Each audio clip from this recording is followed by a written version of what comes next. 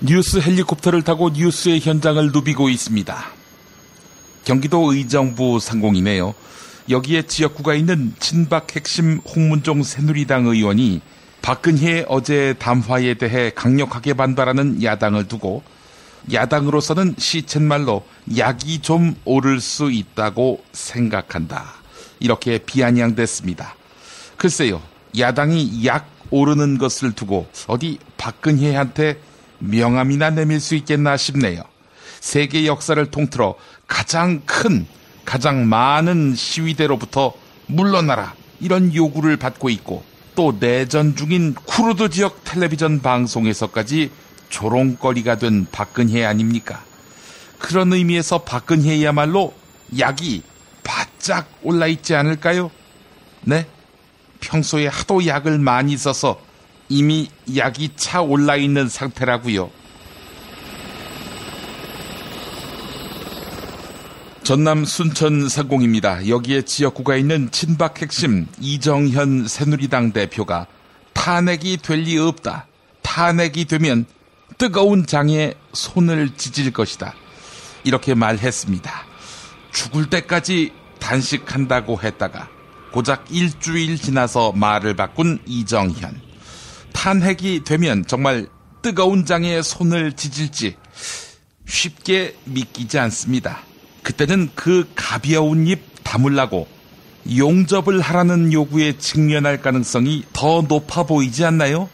그렇게 해서는 안 되겠습니다만. 경북 상주 군위 의성 청송이 지역구인 새누리당 김종태 의원이 범국민 주말 촛불 집회를 두고 좌파 종북 세력이 조직적이고 치밀하게 움직이고 있다며 색깔 공세를 폈습니다. 그러면서 현재 촛불 시위는 전혀 평화 시위가 아니다. 이렇게 말했습니다. 어떻게 해야 평화 시위인가요? 예. 김종태, 혹시 김진태와 형제지간인가 싶어서 보았는데 그건 아닌 모양입니다. 이들의 싸고 낡고 유치한 입은 누구를 닮았을까요? 김종태, 진태가 형제고 그 위에 형이 있다면 혹시 김변태가 아닐까 싶네요. 네, 둘이 너무 닮았다는 얘기입니다. 네, 저는 광고 듣는 사이에 앵커석으로 자리를 옮기겠습니다.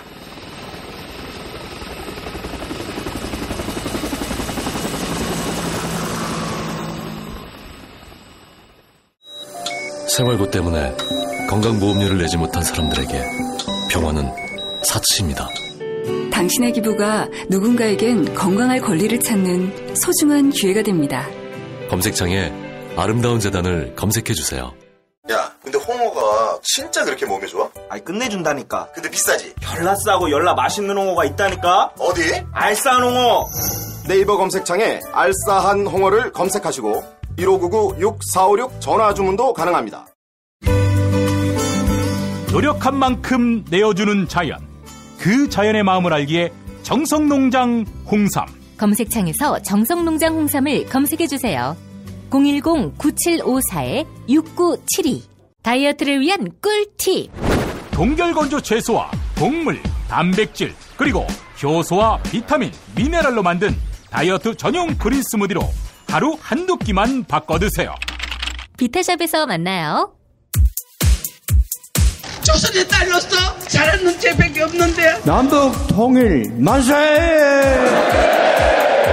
새날이 올 때가 불리한 진술을 거부할 수 있습니다. 김무성 나와!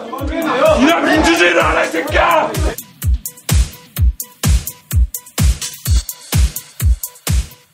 뉴스는 현장이다로 이어갑니다. 새누리당 친박실세 홍문종 의원, 탄핵은 힘들 것이라며 어제 대통령 연설로 야당에서는 약이 올라 있을 것이다. 이렇게 조롱했습니다. 또한 개헌을 강력하게 희망하기도 했는데요. YTN 라디오 신율의 출발새 아침에 출연한 새누리당 홍문종 의원 인터뷰 들어보시겠습니다. 지금 어떻게 야당이 논의를 할 거라고 보십니까? 합의를 위해서? 글쎄요, 논의를 해야 된다고 생각합니다. 대통령께서 이렇게까지 말씀을 하셨는데, 뭐 야당으로서는 좀 그 시샘말로 약이 좀 오를 수 있으리라고 생각합니다. 왜 이렇게 보시죠? 이제 탄핵을 준비해놨고, 하여간 탄핵을 위해서 야당이 하나가 됐고, 또 그 일을 위해서 야당이 지금 그 탄핵을 가지고 정치 타임 테이블을 이렇게 설정해놨는데, 지금 탄핵이라는 것이 상당히 난감해지고 좀 대우가 흐트러지지 않았을까 그런 생각을 합니다. 그 탄핵을 하는 사람들 입장에 있어서도 말이죠. 야당하고 만약에 협의를 한다라고 했을 때 네. 일단은 언제까지 대통령이 나가야 된다고 보십니까? 글쎄요, 뭐 저는 뭐 언제까지 이렇게 딱 날짜를 못 받기는 어렵겠습니다만은 대통령께서 말씀하신 취지를 저희가 이렇게 저렇게 생각을 해보면 그 취지 속에는 개헌도 들어있는 거 아니에요? 물론 대통령께서는 뭐 개헌을 원하시겠죠. 제가 보기에는 저희도 사실은 개헌을 원하고 정치권에서 다 개헌을 원하는데 혹시 이제 저희가 여기서 개헌이라는 문제를 들고 나오면 그야말로 따라 야당이 무슨 꼼수다 정치적으로 왜냐하면 이 개헌은 합의되기가 상당히 어려운 거 아니겠습니까? 네. 이제 그런 문제가 있을 거예요. 그래서 저는 개헌을 하는 게 좋습니다. 당연히 대통령께서 임기를 단축하면 그 개헌을 통해서 모든 것들을 다 해결할 수 있었으면 좋겠다. 그렇게 말씀을 드릴 수밖에 없는데요. 그러나 야당한테 빌미를 주지 않기 위해서는 제가 보기에 그 원로들이 말씀하신 그런 날짜 있지 않습니까? 4월, 6월을 아마 염두에 두신 것이 아닌가 저는 그렇게 생각을 합니다. 확실히 그 대통령과 이야기를 나눠본 적이 없기 때문에 뭐라고 말씀드릴 수는 없습니다만은 그래서 저는 이렇게 생각을 합니다. 역으로 저희 원내대표단에서 날짜를 못 받고 우리는 협상에 임할 때 언제를 협상으로 임한다.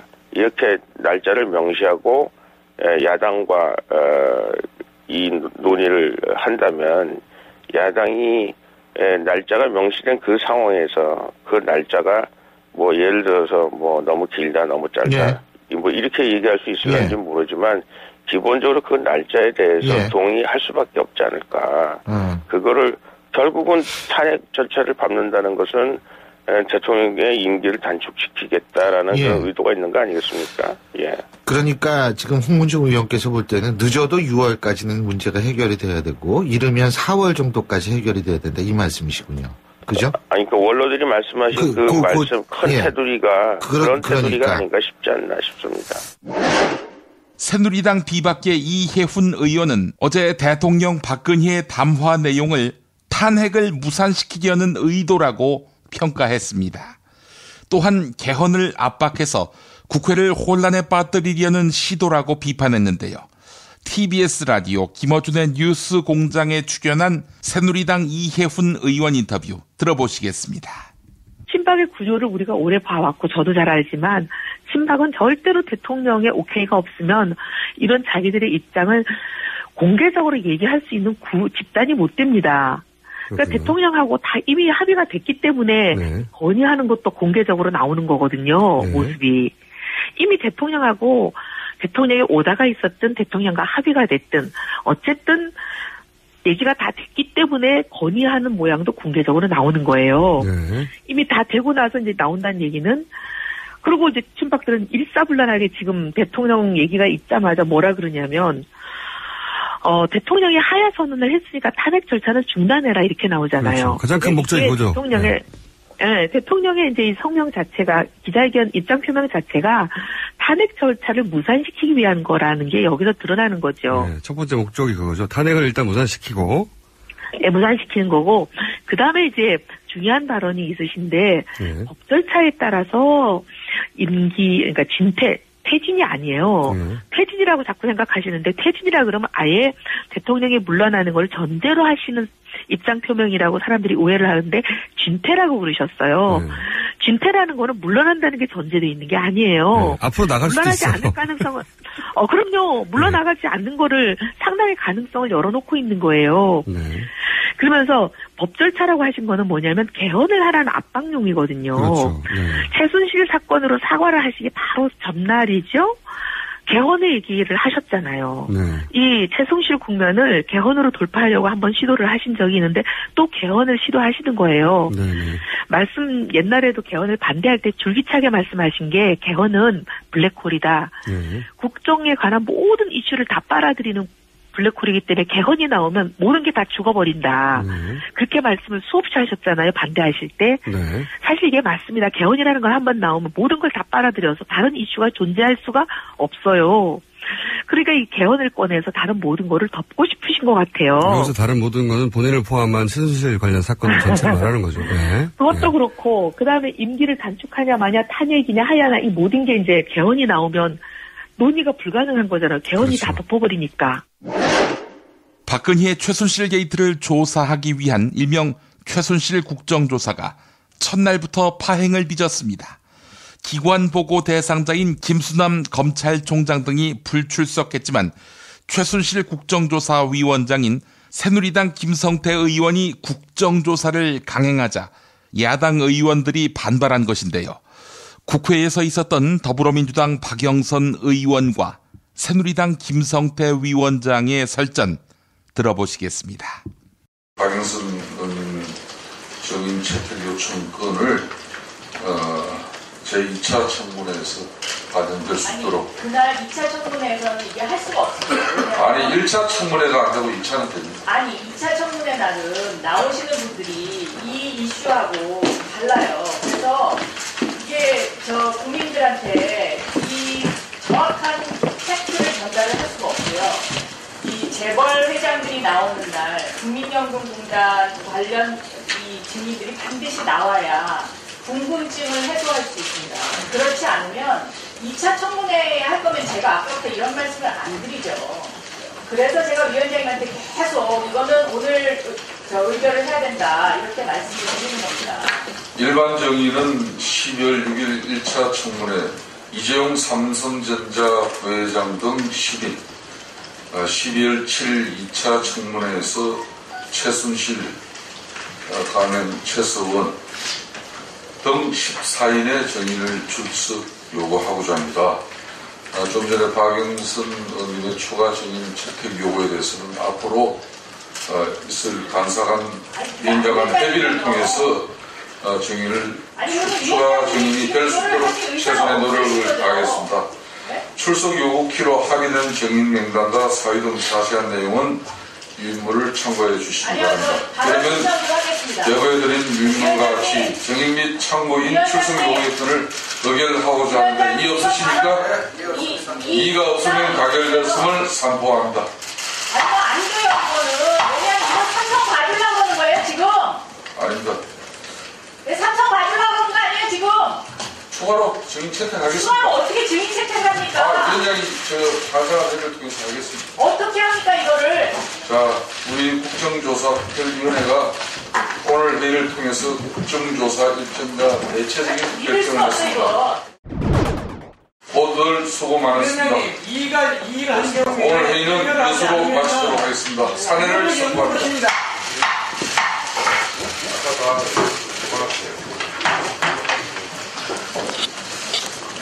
이게 뭐가 있는 거야, 이거는? 왜 출석 간사가 정말 진작에 제가 얼마나 얘기했는데. 아까 정의했을 때 그걸 반영해달라고. 삼성 봐주려고 그런 거예요, 이거는. 왜 정의하기 전에 그 얘기를 안 하고, 왜 정의하기 전에 박범계 의원 간사관 회의하는데 추가 정의 요청 못했습니다. 제가 정리해드리겠습니다. 얘기했다니까요. 간사관 회의할 때 그리고요. 간사관 협의에서 안 된 거라면 전체 회의에서 왜 의결을 못합니까? 아니 지금 수용이 안 되니까. 이거는 삼성 봐주기 위한 거예요. 이거를 제가 기자회견 할 거예요. 이건 삼성 봐주려고 완전히 새누리당이. 네? 진짜 말하는 거야? 진짜 우리가 뭘? 그렇지 않으면 이거 어떻게 이럴 수가 있어요? 박 의원님, 추가 기부에 말 못해요? 28일 내가 해드린다 그러잖아요. 28일 어떻게 합니까? 의결해야 되는데. 2차 청문회는 내가 많이 해준다. 박 의원님. 청문회에 나와서 아무것도 없어요. 가서 그런 식으로 얘기하면 저도 분명히 반박할 거예요. 아니 본인들 뭘 얘기만 나오면 전부 다 그렇게 뭐 통으로 쏴져봐가지고서. 더불어민주당 윤호중 의원은 대통령 박근혜의 형량이 무기징역 또는 45년형이라고 주장했습니다. 박근혜에 대한 탄핵을 예정대로 추진한다며 밝힌 내용인데요. CBS 라디오 김현정의 뉴스쇼에 출연한 더불어민주당 윤호중 의원 인터뷰 들어보시겠습니다. 그러면 아까 말씀하신 대로 탄핵 일정 주저함 없이 그대로 간다. 이거는 더불어민주당만의 생각입니까? 야3당 모두 동의하는 겁니까? 야3당이 함께 그렇게 어제 입장을 발표를 했고요. 오늘 이 야3당 또 이 대표들이 회동을 해서 이제 입장을 공유할 것으로 보이는데요. 저희가 주저하지 않겠다라고 이야기하는 것은 대통령의 이런 꼼수가 절대 먹힐 수 있는 상황이 아닙니다. 지금 150만, 200만 국민들이 촛불을 들고 나왔는데요. 국회든 대통령이든 이 민심의 쓰나미 앞에서 이런 말이 있지 않습니까? 쓰나미 몰려오는데 무슨 삽작에 매달린다고 살아날 수 있는 게 아닙니다. 대통령도 마찬가지고요. 여야 모두 마찬가지. 그렇게 보세요. 근데 지금 새누리당 비주류의 의견 2부에서 제가 확인은 하겠습니다만 지금까지 나온 걸 보면 일단 12월 9일까지 여야가 모여서 대통령 거취를 합의 어떻게 할지 일단 합의는 해보자. 합의를 시도는 해보자. 그런데 거기서 결론이 안 나면 9일엔 탄핵으로 가는 이런 절차를 밟으면 어떻겠느냐라고 입장을 정했다라고 전해집니다. 박지원 원내대표, 국민의당 원내대표는 여기에 대해 동의를 한 것 같고요. 민주당 입장은 어떤가요? 이 절차? 저희는 그런 절차에 대해서 대통령에게 시간을 주고 국면을 모병할 수 있는 그런 시간을 주는 것이기 때문에 액면 그대로 받아들일 수는 없습니다. 그러나 이 여야에서 그렇게 논의를 하자고 하면 한 일주일 정도는 논의는 할 수 있겠지요. 그러나 이 탄핵으로 가야 된다라고 하는 것은 불변입니다. 일주일 정도 합의 논의 테이블에 앉을 수는 있지만 9일 시한을 넘길 수는 없다. 이 정도로 정리하면 됩니까? 네. 우선 대통령이 요구하는 대로 이 수습책을 만드는 것 자체가 무망한 일이다. 그래도 테이블에 앉으세요. 일단 비주류의 어떤 의견을 존중한다는 뜻에서? 그렇게 하면 이 대통령이 받아들여야 될 거 아니겠습니까? 그런데 이 새누리당의 이 주류가 배제되어 있잖아요. 그러니까 주류가 배제되어 있는 상황에서 이루어진 결론을 대통령이 받아들이지 않습니다. 어차피 합의는 불가하다 이렇게 보시는 거군요. 주류와의 합의는. 네. 그럼에도 불구하고 비주류 입장 고려해서 9일 탄핵 정도 지금 생각하고 계시는 거고요. 그런 정도는 고려해 볼 수 있으나 가능하다면 이번 2일에 처리를 해야 된다. 저는 여전히 그렇게 생각합니다. 어제 당회의에서요. 윤호중 정책위원장이 이런 말씀하셨더라고요. 박 대통령의 형량을 다 따져보니 최소 10년, 최대 무기징역 나오더라. 이게 어떻게 나와서 이렇게 나옵니까? 이게 검찰 공소장에 나와 있는 이제 공모했다라고 하니까요. 공소 사실. 이거는 거의 확정적이죠. 직권남용 강요죄 있습니다.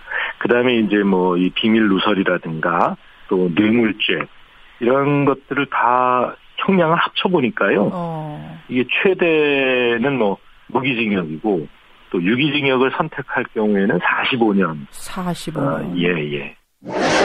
오늘 국회에서 더불어민주당과 국민의당, 정의당 등 야3당 대표가 탄핵에 대한 야권 공조를 재확인했습니다.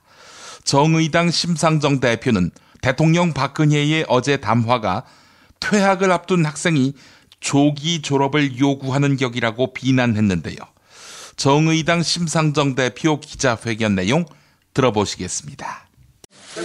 어제 박근혜 대통령의 담화는 대국민 담화가 아니라 대새누리당 작전 지시였습니다.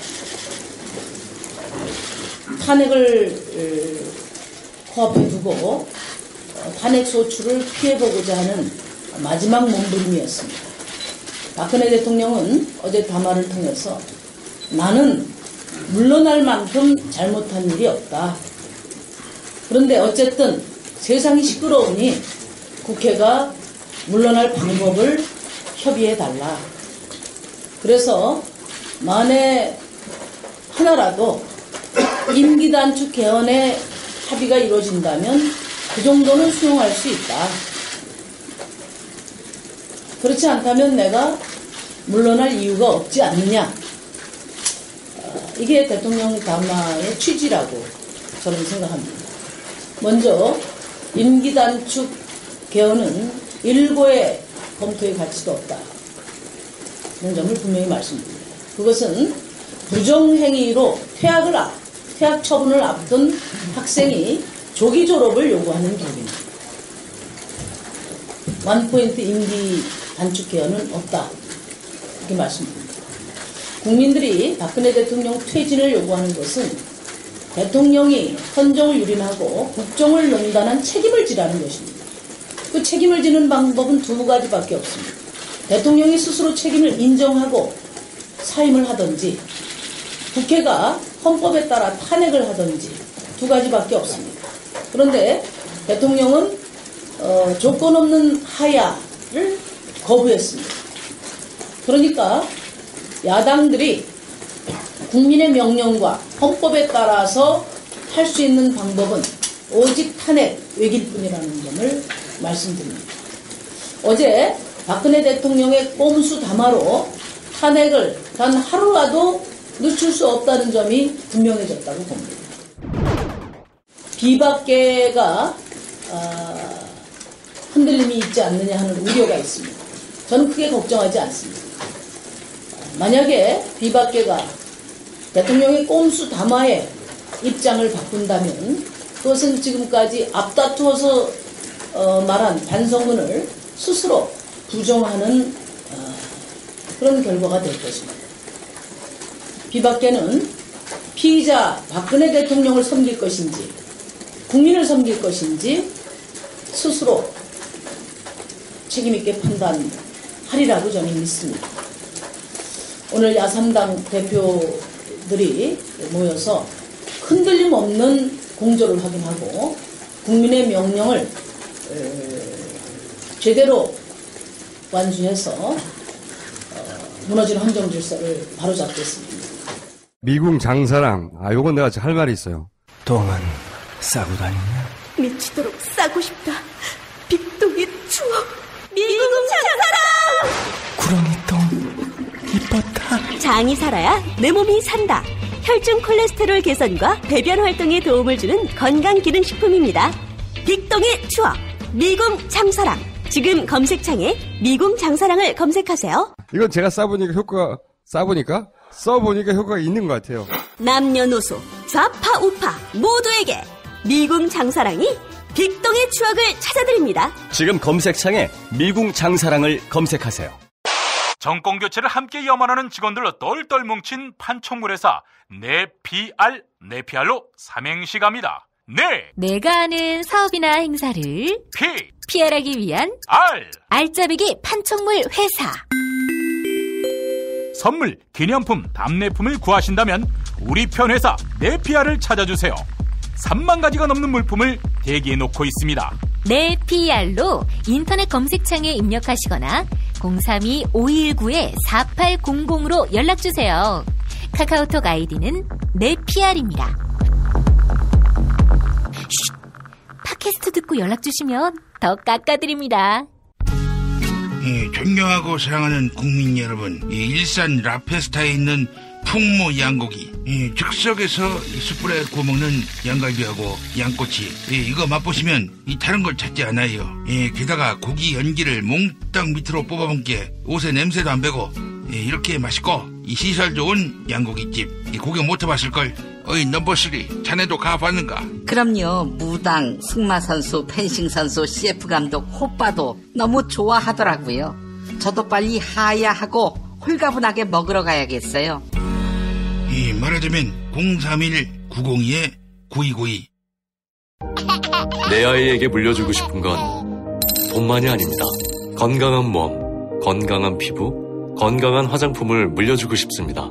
수아비스 화장품은 눈에 들어가도, 상처 위에 발라도, 혹은 아이들이 실수로 먹더라도 괜찮아야 한다는 목표로 95% 천연 원료 함유에 도달하기까지 달려왔습니다. 수아비스랩닷컴에서 한 달간 오픈 기념 행사로 100% 페이백 행사를 진행합니다. 구매한 가격만큼 그대로 현금으로 돌려주는 100% 페이백. 부담 없이 수아비스 화장품의 효과를 확인하세요. 포털 사이트에서 수아비스 화장품을 검색하세요.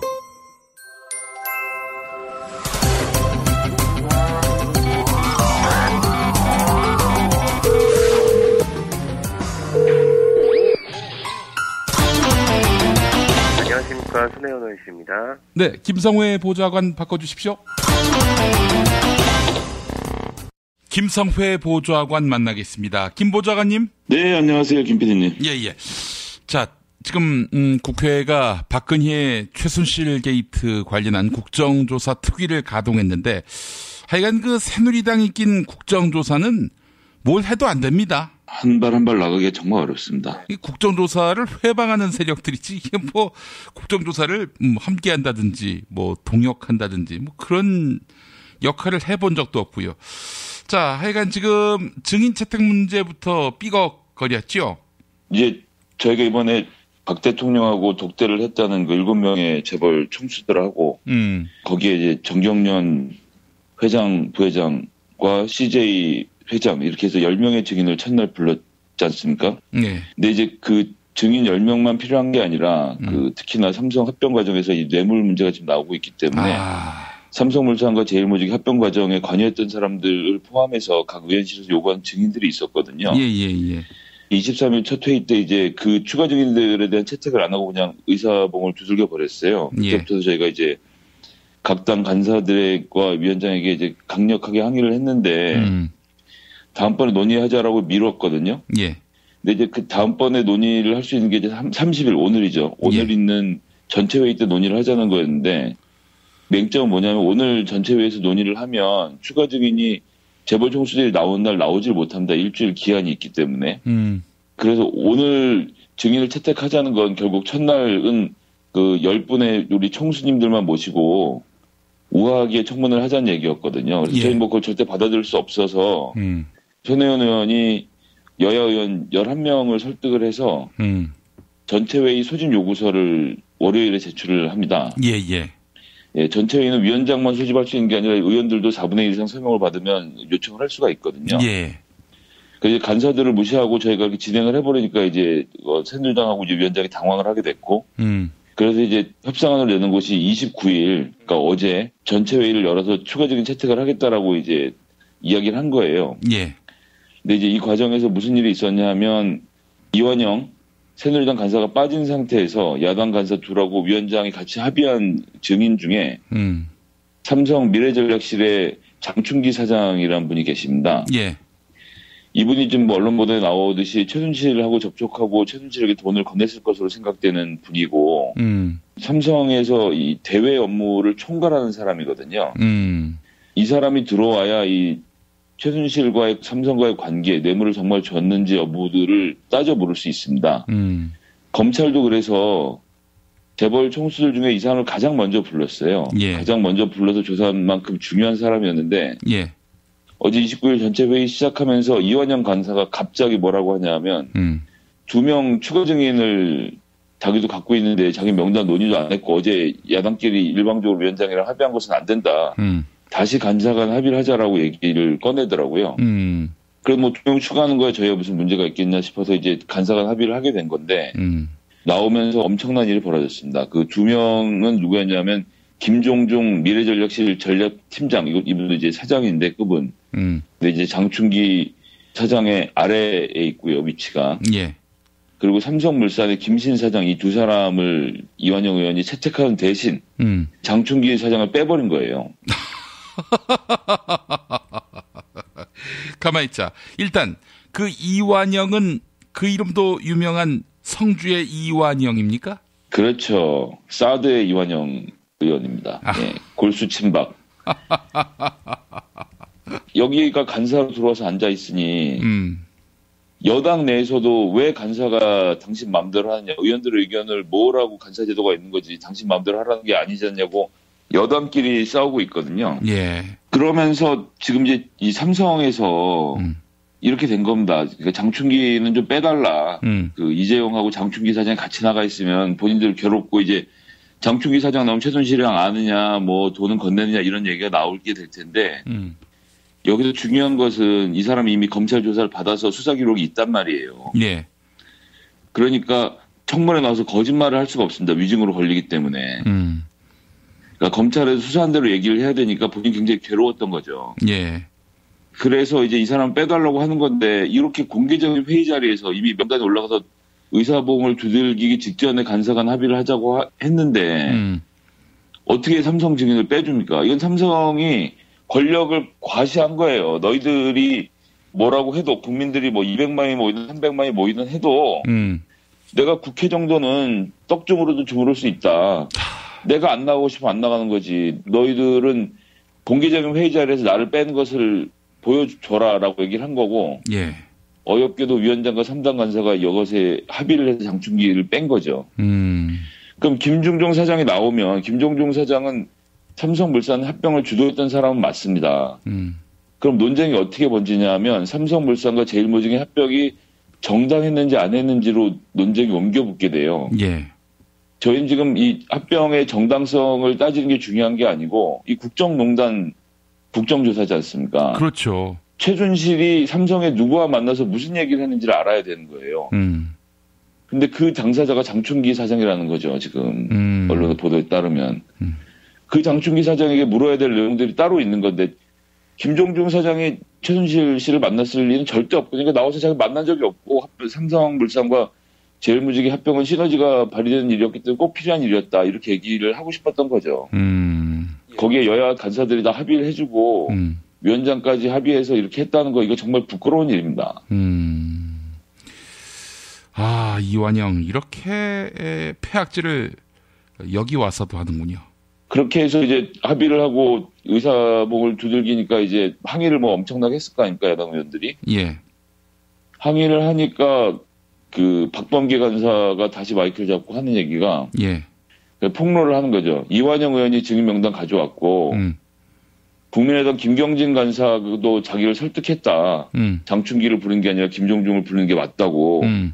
그래서 자기가 설득이 돼서 이렇게 했다라는 얘기를 함으로써 장충기를 뺀 사람들이 본인 3명의 합의가 맞고 이완영 의원이 명단을 들고 오고 김경진 의원도 옆에서 장충기 빼자고 거들고 박범계 의원은 반대 의사를 표명하지 않았다는 것을 얘기를 한 겁니다. 전 그래서 삼성 아마 자기들 사무실에서 봐라. 국회 정도는 우리가 마음대로 할 수 있다라는 것을 사회적으로 아주 떳떳하게 알린 그런 일이 아닌가. 아니, 박범계 의원은 왜 그래요? 알 수가 없어요. 뭐 모르겠다고 김경진 의원한테 물어보라고 그러고 나가버리셔서 여야 간사가 합의를 하지 말고 나와서 다시 증인 신청을 했던 야당 의원들에게 의사를 구했어야 했는데 그냥 합의를 해버리고 두들겨 버린 겁니다. 아니, 이 장충기가 어떤 사람인지 모르고들 그렇게 이완영 농간에 휘둘린 겁니까? 아니면은 다 알고도 그렇게. 국회에서 일하는 사람 중에 장충기 모르는 사람 없습니다. 장충기 사장이 관과 관련된 업무들을 총괄하는 사람이라서요. 장충기 사장을 모를 수는 없습니다. 뭐 만나보고 안 만나보고의 차이는 있겠지만 이 사람이 삼성에서 어떤 역할을 하고 있다는 건 다 아는 얘기인 거죠. 이번 국정조사에서 핵심 증인이란 점도 다들 익히 알고 있고. 예, 이 사람이 나와야 최순실 국정농단을 밝히는 거고 이 사람이 안 나오면 그냥 합병이 옳았냐 그렇냐 가지고 그냥 논쟁하다 끝나게 생긴 겁니다. 지금. 참 이거 큰일 났네요. 아니 국정조사 뭐 사실 뭐 큰 기대는 안 했습니다만은 지금 국민의 200만 촛불 부대가 국회를 확실하게 응시하고 있는데 이 마당에서도 이런 전혀 예상치 못한 협잡이 이루어지다니. 있을 수 없는 일이죠. 있을 수 없는 일. 예. 지금 장충기 빠진 거에 대해서 격분해하는 손혜원 의원을 비롯한 그 의원들 어떻게 지금 움직이고 있습니까? 그래서 이제 추가 증인 채택에서 다시 논의를 하자고 했는데 예. 이재용 부회장이 없는 날 나온다는 게 무슨 의미가 있는 건지 참. 그럼에도 불구하고 이제 처음엔 원래 이재용 부회장 혼자 나와서 이제 우아하게 국정감사를 하려고 했던 애시당초 계획은 틀어졌고. 장충기 사장은 합의를 못했지만 다른 주요 증인들이 많이 채택이 돼서요. 예. 그래서 저희들 할 수 있는 만큼은 최선을 다해서 할 생각이고요. 예. 그 외의 증인들을 가지고도 충분히 삼성의 여러 가지 폐악에 대해서 저희가 이야기할 수 있는 공간은 열리지 않았나라고 좀 자평해 봅니다. 예. 자, 특검법에 대해서도 그 여야 3당 의원들이 합의한 거죠. 박범계 의원을 비롯해서 어떻게 그 특검법 갖고 세월호 7시간 그 규명이 가능할까? 이것에 대해서 특검법 합의본 의원들하고 일반 그 변호사들, 특히 민변 변호사들의 견해가 달라서 누구 말이 맞나 싶기도 한데 어떻게 보세요? 특검은 이제 2명을 추천하는 1명을 박 대통령이 뽑는 방식으로 했던 게 이제 패착이었던 거라고 저는 생각하는데요. 예. 아직 뭐 밝힐 단계는 아니지만 두 사람 중에 한 사람을 국민의당에서 추천하신 분이 저는 그 사람을 박근혜 대통령이 고를 거라고 보고 있습니다. 그 박지원 비상대책위원장하고 가까운 사람? 네네. 그분은 정권은 건드려도 삼성은 건드리기 어려운 부분이 좀 있을 거라고 보거든요. 예. 제가 지금 뭐 결정적인 증거를 가지고 말씀드리는 것은 아니라서 좀 기다려 보겠습니다만 생각처럼 잘 되지 않을 것이고 뇌물죄 부분에 대해서 제대로 수사가 될 것인지 좀 더 지켜봐야 되는 문제라고 봅니다. 예. 이게 믿을 사람이 없는 겁니까? 아니 정말 이렇게 되면은 여야 싸잡아서 국회도 청산 대상이 돼야 하는 것 아닌가 하는 그런 염려도 듭니다만은. 뭐 필요하다면 다 전 그렇게 해야 된다고 생각합니다. 지금 정신 못 차리고 있는 사람들은 이번 기회에 다 쓸어내야죠. 예. 알겠습니다. 아니 박영선 의원이 오늘 아주 세게 삼성 부하죽이냐, 국민연금 불러라 이렇게 나오고 있는데 이건 어떻게 봐야 됩니까? 네, 뭐 박영선 의원이 삼성 문제에 대해서만큼은 진정성 가지고 지금 계속 하고 계시다고 생각하고요. 네. 이번 증인 채택 문제에 있어서도 가장 열심히 하시는 분이시고 장충기 사장을 부른 장본인이기도 하고요. 그래서 한번 뭐 지켜볼 필요 있겠다 생각하고 있고 그래서 요즘 뭐 같이 협조 잘 하고 있습니다. 예. 아유 이런 거에서 점수 좀 따셔야지 박영선 의원. 네네. 자 지금 어제 그 박근혜의 4분 뭐 기자회견이 아니라 일방적인 통보지요. 예, 이 통보의 비박계가 크게 흔들리고 있어서 이거 어떻게 봐야 하나 싶은 생각도 들고요.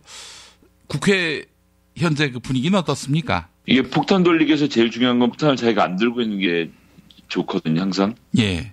그래서 어제 기자회견은 박근혜 대통령이 국회로 폭탄을 돌린 거죠. 예. 그걸 지금 그걸 받은 거고.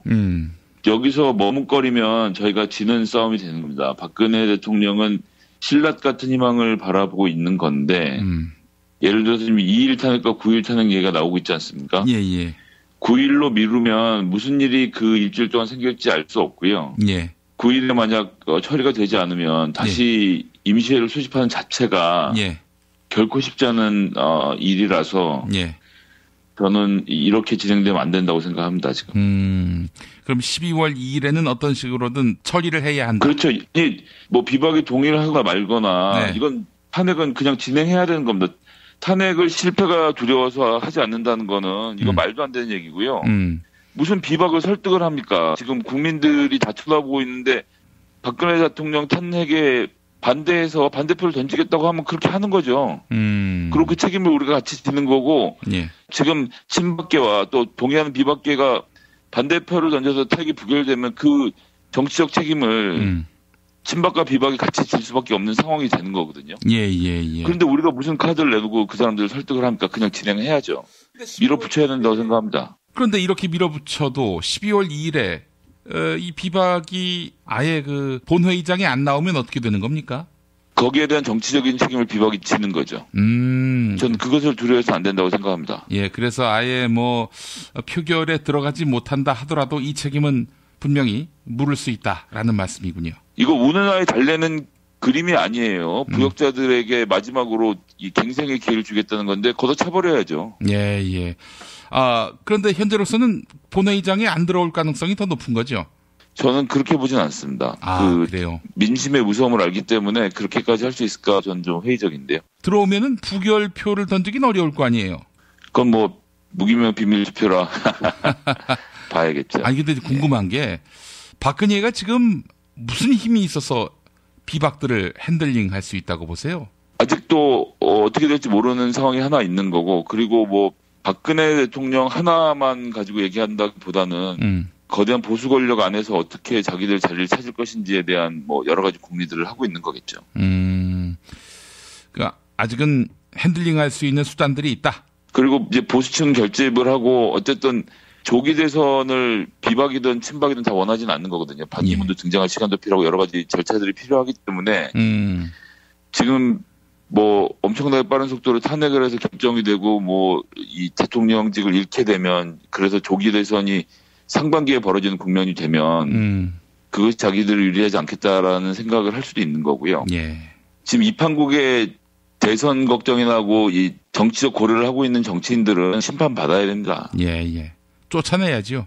이런 그 엄청난 민심의 향배에 대해서 관심 없고 오로지 개인의 정략, 정치적 이익 여기에만 지금 경도돼 있어서 앞뒤를 못 보는 이런 정치인이 국회에 있는 것만으로도 그 존재는 흉기에 다름 아니지요. 네, 맞습니다. 예.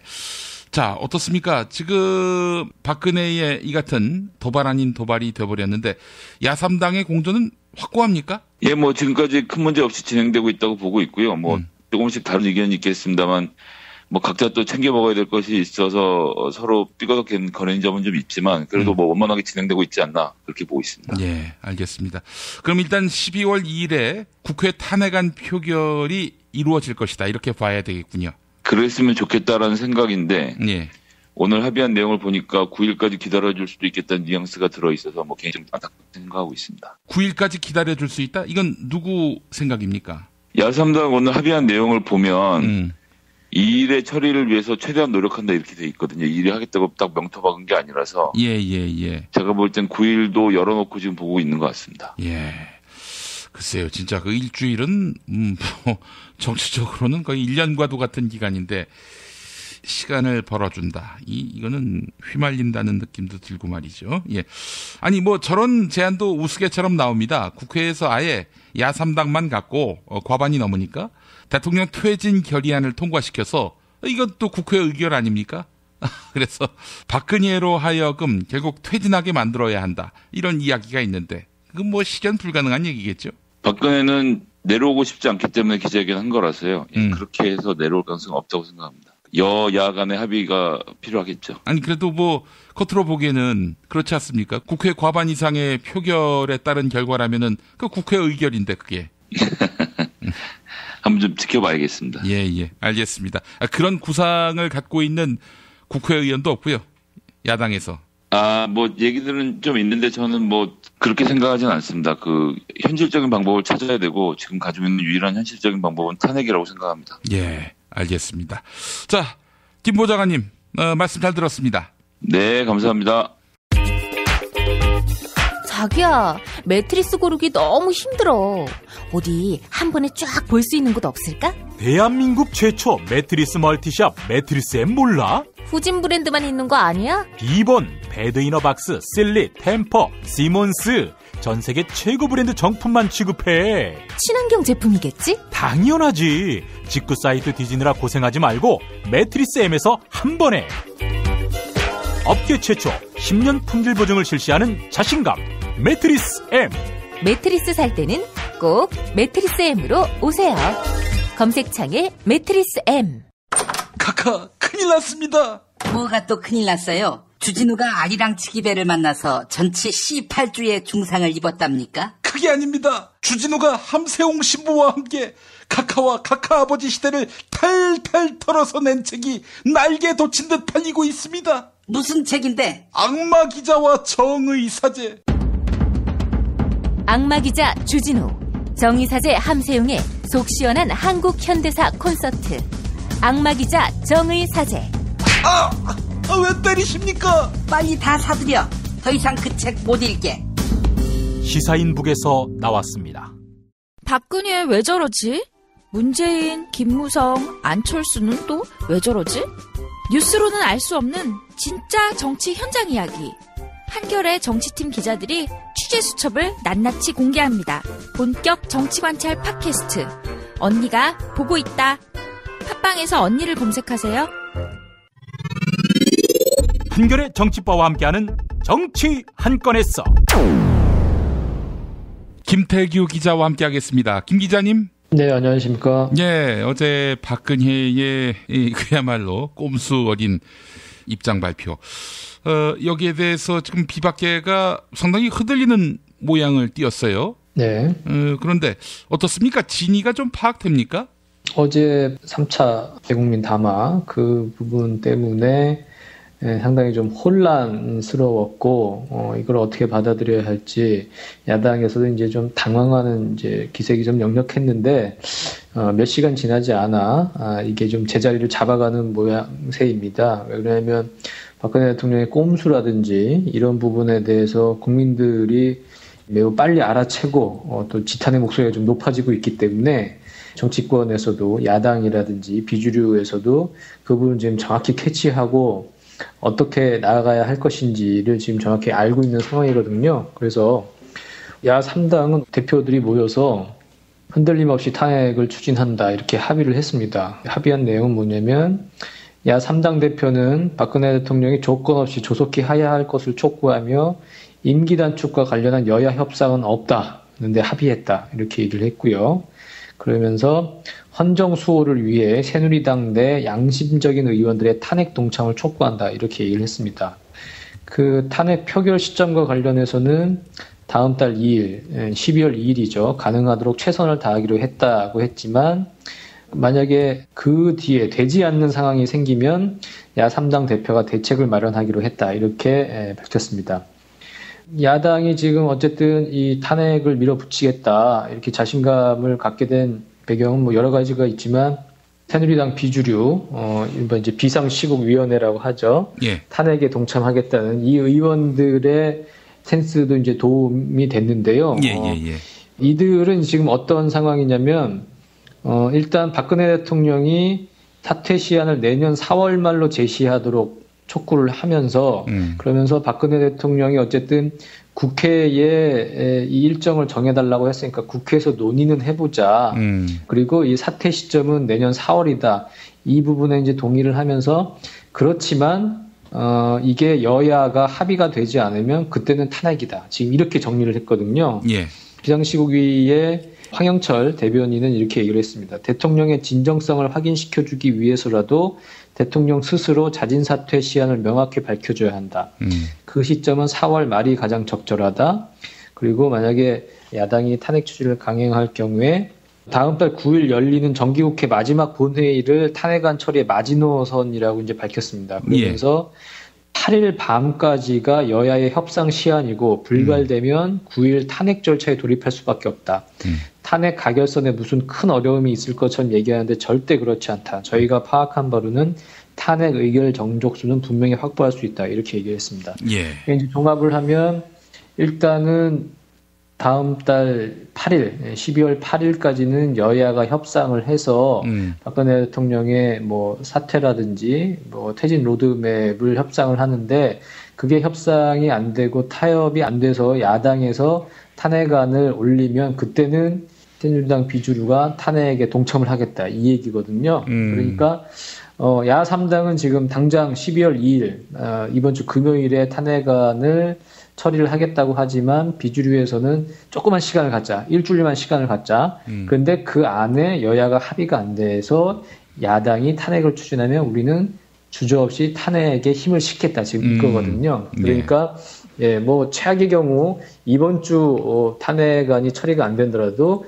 다음 주 12월 9일 다음 주 금요일에는 탄핵안이 처리되는 데는 아무런 문제가 없다는 얘기죠. 예. 근데 말이죠. 정치가 뭐 열흘이 1년 같고 그렇지 않습니까? 1년이 10년 같고 일주일 사이에 또 무슨 일이 벌어질지 싶기도 한데 아니 그러면은 12월 9일에는 확실히 탄핵안이 통과될 수 있다 이렇게 보시는 겁니까? 예, 전 그렇게 보고요. 그리고 결국은 지금 이 상황까지 온 것은 여야 정치인들이 만든 판이 아니지 않습니까? 예. 그리고 지금 국민들이 광화문에서 촛불을 들고 박근혜 퇴진을 요구했기에 지금 여기까지 힘들게 왔기 때문에 결국은 이번 주말 촛불 집회가 또 상당히 큰 분수령이 될 것이고요.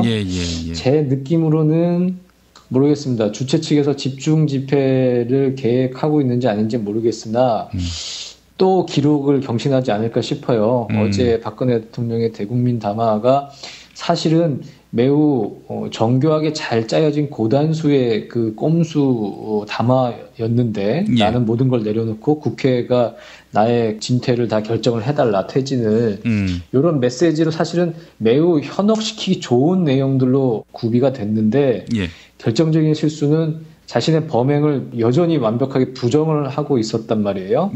그 내용을 듣고 국민들께서는 더 이상 들을 것도 없다. 저 여자 여전하구나. 여전히 반성의 기미도 없고 더 이상 저 대통령 자리 더 있으면 안 되겠구나를 더 절감하게 한 계기였고 더 지금 분노하게 만든 그런 발언들이었거든요. 예.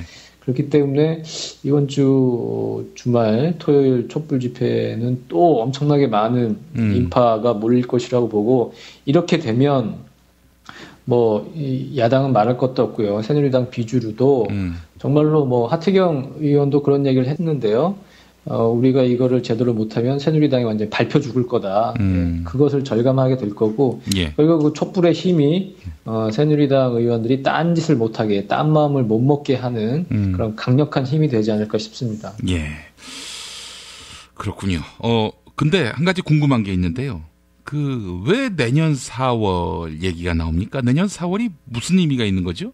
내년 4월은 그 이른바 지난 일요일 이 정치사회 원로들, 전직 국회의장들, 무슨 뭐 장관들, 종교계 지도자들 모여서 그냥 얘기한 겁니다. 늦어도 내년 4월까지는 대통령이 그냥 내려와라. 그러니까 그냥 인심을 좀 많이 써준 거죠. 아무 의미 없습니다. 아무 의미 없고 그리고 이제 4월에 이제 퇴진을 하면 60일 이내에 대통령 선거를 치르지 않겠습니까? 그러면 지금 한 6개월, 뭐 한 7개월 정도 되는 거예요. 그러니까 그 정도는 여유가 있어야 되지 않겠냐. 그러니까 대략적인 그냥 감에서 나온 날짜이지 크게 의미가 있는 건 아니고요. 그리고 지금 청와대에서는 지난주에 이미 이 대국민 담화를 준비했다. 그 국회에게 모든 퇴진 일정을 맡기는 대국민 담화를 준비했다고 하는데 제가 보기엔 그건 거짓말 같고요.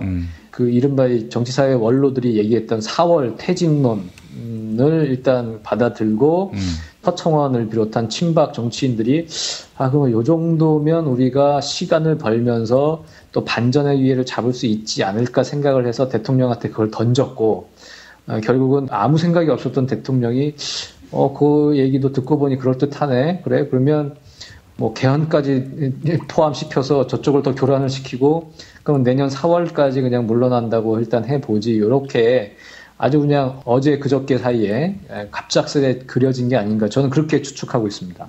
네, 그렇군요. 자, 하여간 참 비박계의 그저 심약한 정도다라고 보면 되는 겁니까? 뭐 일단은 그 확고하게 탄핵을 준비하고 있다고 하고요. 또 비박계에서 이것도 의미가 있는 것 같아요. 뭐라고 얘기했냐면, 그러니까 임기 단축을 위한 개헌에 대해서는 명분이 없다. 그것은 반대한다고 지금 얘기를 했거든요. 그렇기 때문에 새누리당 당 내에서도 이 부분, 그러니까 개헌을 통한 대통령 임기 단축이 목소리가 상당히 좀 힘을 좀 얻기가 좀 힘든 상황이고 그런 측면에서 뭐 어느 정도 역할이 좀 있었다. 그렇게 보여지고요. 지금 그런 상황인데 이른바 이 비주류도 약간 좀 결이 여러 갈래 좀 갈리고 있는 것 같습니다. 뭐 지금 뭐 비상시국 회의 유승민 전 원내대표는 탄핵으로 가야 한다. 그 부분을 어제 명확히 했고요. 근데 지금 김무성 전 대표는 아무 말도 얘기를 안 하고 있습니다. 제가 어제도 말씀을 드렸는데 김무성 전 대표가 어떤 스탠스를 취하느냐가 상당히 중요하다고 말씀을 드렸는데 지금 아직까지 아무런 입장을 표명을 하지 않고 있고요. 그리고 한때 이제 그 이정현 대표를 비롯해서 친박 지도부의 퇴진을 강하게 주장했던 정진석 원내대표가 이번에 또 돌변을 했다는 거죠. 어제도 이제 박근혜 대통령의 담화를 대국민 항복선언이다. 사실상 하야선언이라고 이제 무게를 두면서 박근혜 대통령의 즉각 사퇴와 탄핵에 반대한다는 뜻을 분명히 하고 있거든요. 지금은 정진석 원내대표는 비주류라고 보기도 어렵고 다시 지금 친박 쪽과 지금 목소리를 맞추고 있는 상황이고요. 그래서 지금 그 현장 기자들한테 지금 상황에서 가장 욕을 많이 얻어먹고 있다고 합니다. 정진석은 도대체 뭐냐? 왜 박쥐 같은 행보를 보이고 있냐? 이렇게 현장 기자들한테 좀 욕을 먹고 있다고 하고요. 그런 부분에서 조원진 최고위원도 오늘 의총에서 그런 비슷한 얘기를 했고요. 최소한 6개월 정도는 시간을 줘야 하고 그래서 4월 30일을 전제로 야당과 협상을 해야 한다. 뭐 지금 이렇게 얘기를 하고 있습니다. 그래서 새누리당은 일단 비주류건 뭐 친박이건 일단 내년 4월을 대통령의 사퇴 시점으로 잡자. 이걸 가지고 야당과 이제 협상을 하자 이런 이제 의견인 것이고 거기서 이제 비주류는 이게 협상이 안 되면 우리는 탄핵으로 간다는 것이고 친박들은 이 협상을 하면서 탄핵도 다시 원점에서 재검토해야 한다.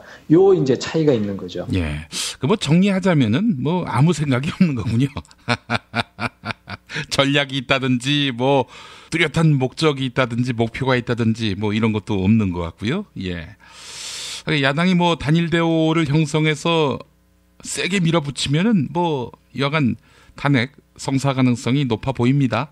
예, 그렇다고 봐야 할 것 같습니다. 예, 알겠습니다. 자, 박근혜하고 이 새누리당 친박계의 그야말로 이 꼼수가 정교한 시나리오가 있어 보인다. 정교한 그런 기획력이 엿보인다. 이런 시각이 있습니다. 누구 작품일까요?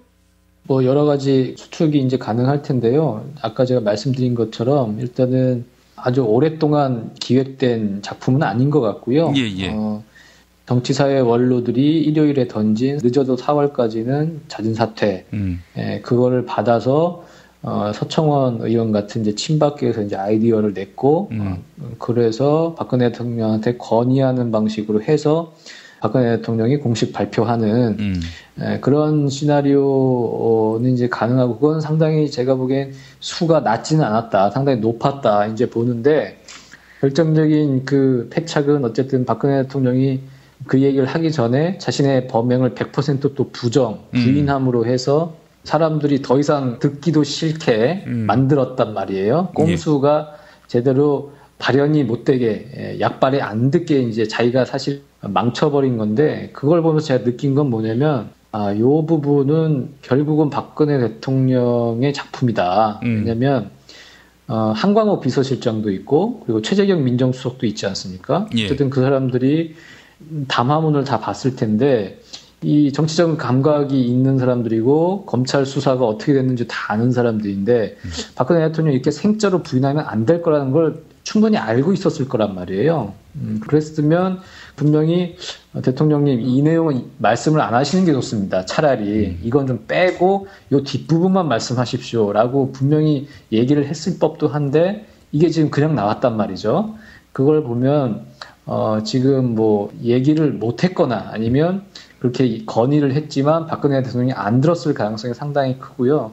결국은 박근혜 대통령의 어떤 고독한 결단, 멍청한 결단, 이게 결국 자기 발목을 잡는 그런 형국이 아닌가 싶습니다. 예, 뭐 급조된 시나리오다 이렇게 봐야 되겠군요. 네, 예, 알겠습니다. 박근혜 새누리당 주류의 바람은 개헌을 통한 4월 퇴진, 이거였고, 그 내용을 지금 말씀하신 거 아닙니까? 예, 그렇습니다. 예. 자, 이제 친박 쪽은 이제 마지막 수를 던진 셈이 됐습니다. 예, 그 마지막 수를 던졌는데 지금 그게 제대로 안 먹히는 것 같고요. 하루 만에. 네, 하루 만에, 몇 시간 만에 이제 이렇게 되는 것 같고. 예. 지금 박근혜 대통령이 본인이 직접 개헌이라는 말은 표현하진 않았죠. 이게 법대로 그 절차에 따라서 하겠다는 거였는데, 그 주변에서는 계속 핵심에서는 개헌을 통한 임기 단축, 4월 퇴진 그렇게 얘기를 하고 있고요. 뭐 지금 이게 안 먹히니까 이정현 새누리당 대표는 또 이제 황당한 이제 억지를 이제 부리기 시작했는데, 오늘 오전에 이제 국회에서 기자들과 이제 이렇게 얘기를 했습니다. 대통령이 국회에 그 권한을 넘겨준 걸 국회가 합의하지 못하고 있으면 무기력한 집단으로 지탄을 받게 될 거다. 이렇게 얘기를 했습니다. 예. 이게 도대체 뭐냐? 이제 말씀을 드리면, 이렇게 얘기를 했는데요. 대통령이 일을 할 수 없을 거라고 정치권이 진단을 했기 때문에 대통령이 모든 걸 내려놓기로 했다. 그럼 국회가 능력이 있음을 보여줘야 된다. 그런 국회가 무기력함을 보인다면 국민은 절망할 거다. 이렇게 대통령이 넘겨졌음에도 불구하고 국회가 못하고 있으면 아마 무기력 집단으로 지탄받게 될 것이고 70년 된 국회의 모습은 아니라고 본다. 이렇게 강조를 했습니다. 그러면서 이렇게까지 얘기를 했어요. 예. 대통령에게 모든 걸 의지해서 대통령만 바라보는 게 국회가 아니다. 이렇게 얘기를 했습니다. 예. 이분 언제부터 이렇게 상권 분립에 철저하게 입각해서 국회 입법권을 이렇게 강조하셨는지 모르겠는데, 어쨌든 박근혜 대통령이 이제 국회가 해달라고 했으니까 이제 이러면 국회가 권한을 행사해서 해야 되고 그렇지 않으면 국회가 오히려 지탄을 받을 것이다. 이렇게 억지 주장을 펴고 있는 것이고요. 예. 지금 그 새누리당 최고위는 여기에 덧붙여서 이런 얘기까지 하고 있습니다. 원래는 12월 21일을 사퇴 시한으로 못 박지 않았습니까? 이정현 대표는. 예. 그 전에 이제 조기에 비대위를 구성해서 새누리당 지도부를 새롭게 이제 구성해야 된다는 비주류의 주장에 대해서 난 12월 21일에 물러나겠다. 뭐 그것도 사실 아무런 이유 없습니다. 밑도 끝도 없이 그냥 12월 21일이라고 했는데 오늘 그 조원진 새누리당 최고위원은 이렇게 얘기를 했어요. 탄핵에 들어가면 지도부 사퇴를 못한다. 사퇴할 수 없다.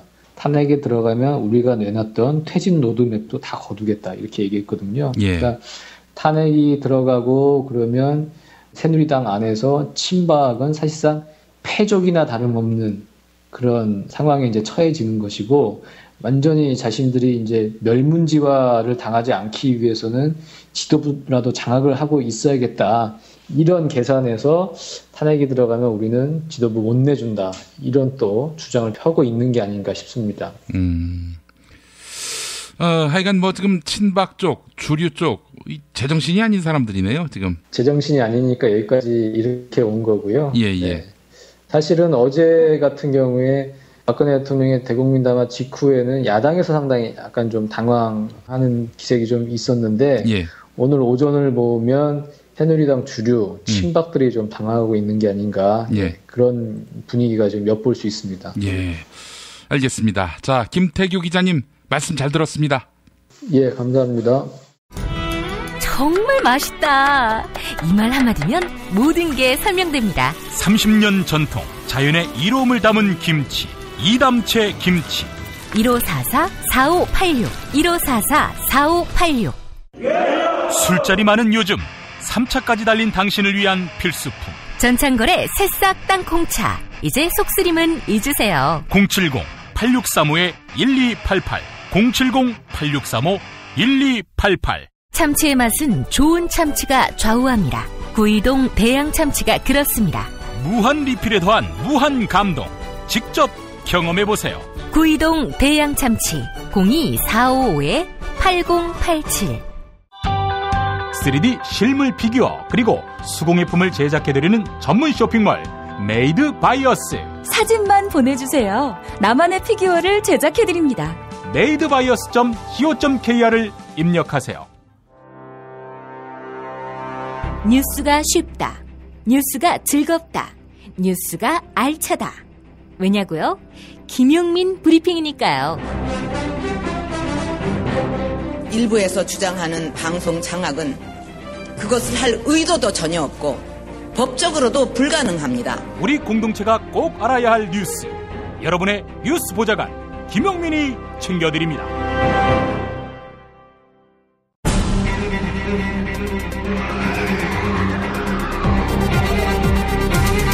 본격 정치 논평. 안진걸 참여연대 사무처장 만나겠습니다. 안 처장님. 네, 안녕하십니까. 예, 아유, 연일 고생 많으십니다. 아니요, 제가 고생이라기보다는 연일 위대한 국민의힘을 무섭게 보여주고 있는 우리 국민들께서 고생이시죠. 특히 지난주 토요일 날 눈 내리고 심지어 비 내리고 영하의 날씨인데 그래서 사람들이 더 모였다는 거예요. 날이 굳어서 사람들 덜 모일까봐 이심전심 염화미소로 전전긍긍 하시면서 그렇게 해서 전국 200만 명이 모이신 거잖아요. 그러니까 정말 이 정도 상황이면 그날 박근혜 씨가 청와대에서 광화문 와서 석고대지 했어야죠. 근데 이렇게까지 버티고 어제 담화도 황당했잖아요. 그래서 이제 저희들이 가서 끌어내리겠다. 이런 분노가 더욱 퍼지고 있는 것 같습니다.